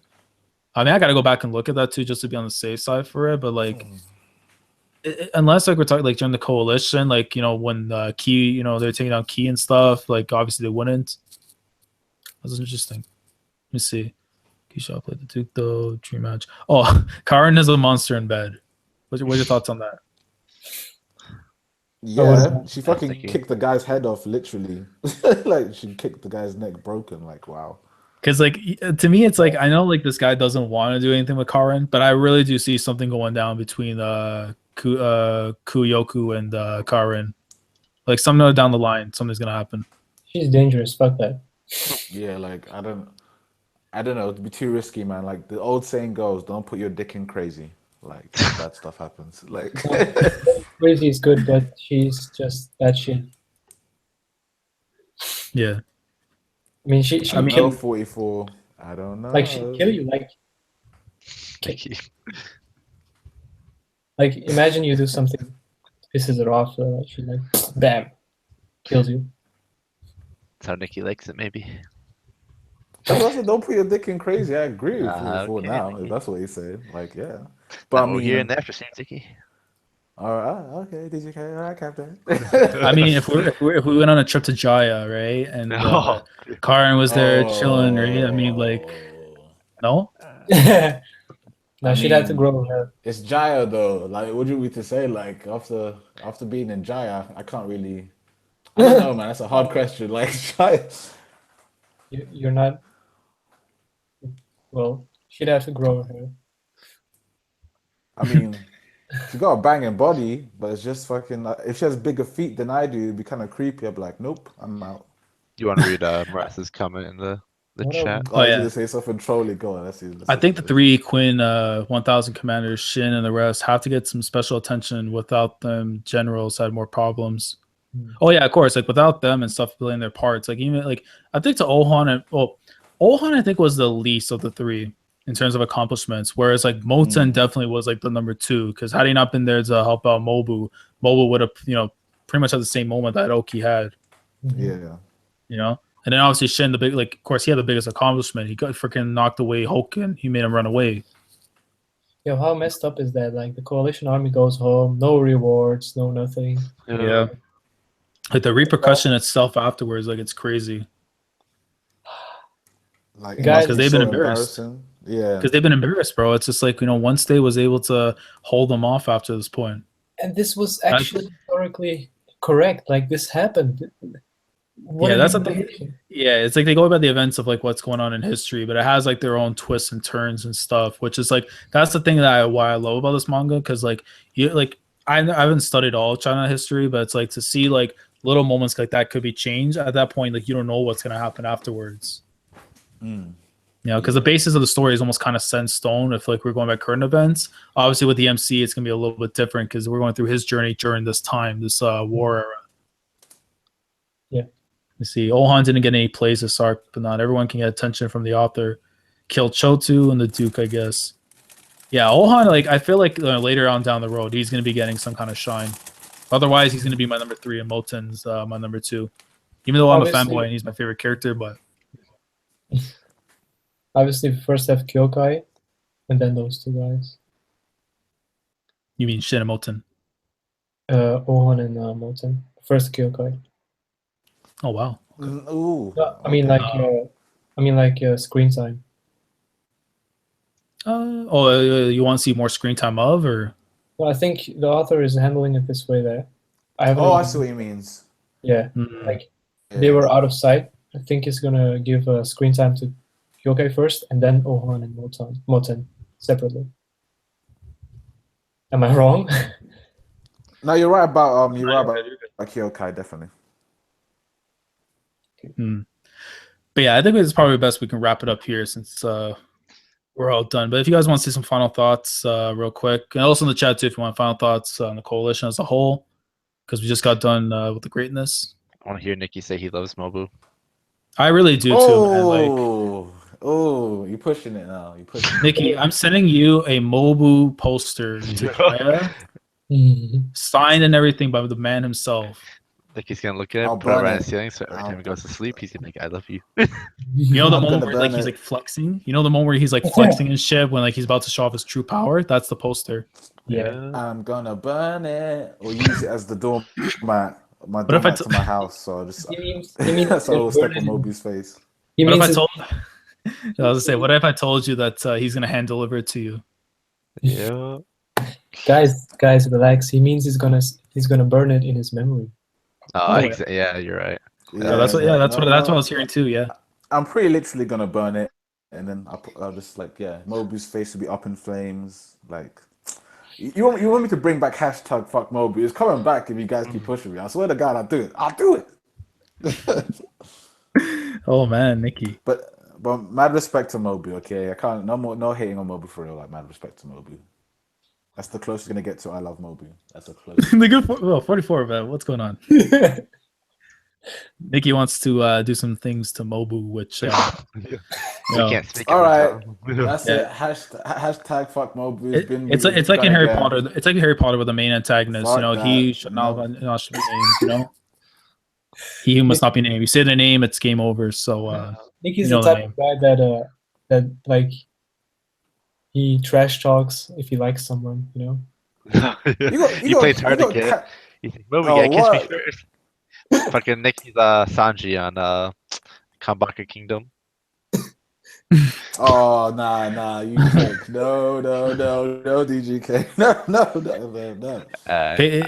in the words of Austria, he has like the Okama book and shit. You know, with them at all times. Like, Hey man, I just rate my boy Oki and Osen. That's the only people that need to be named right now, man. yo, Maras. I bet I understood because I'm reading these comments, man. It's like, yo, Maras was like a pretty good comment there. I can't say I haven't because. seen it. He's right. Oh yeah, but you know, Hey, guys. Maras. No, I need to ask Maras a question. Were you there when Kingdom actually happened? Like you actually witnessed the history in real life? Like you No, he didn't do that. Yeah, I put it out there. All right, guys, let's wrap up the stream. Okay, guys, if you enjoyed of course, the whole of this entire stream, especially those little parts at the end, where this is the norm of the crew, where we kind of just go at each other for the fun of it until one man standing. If you guys enjoy this stream, of course, make sure to like it, subscribe to Outer Haven if you haven't already. In the description box down below, we have all our links to our Twitter and YouTube channels, so you can go subscribe to that. And of course, down below, the official Outer Haven Discord. If you aren't there already, go and click it, accept the invitation, and have some fun, because we'll be talking about One Piece, Kingdom, and all other great series on there as well. And in regards to the next Kingdom stream, I'm pretty certain we're going to try it for next week. But of course, if you're with the Outer Haven Discord, you'll find out there first and foremost when the next time we'll be streaming that Kingdom greatness. So, if you guys want to say anything else real quickly to our people. I'm good. I didn't want to bring it back, but actually, no, I'll let DGK talk first. Go on. No, I got nothing else. I know you love Mobu. We'll leave it at that. Okay, I'm gonna bring it back. Right. Hashtag fuck Mobu's back. They pushed me. I told you. So everybody in the chat, bring it back, people. We know, man. We know. All right, then. So without further ado, Outer Haven! Disperse! Dun, dun, dun, dun, dun, dun, dun, dun, dun, All right, peace, guys. dun.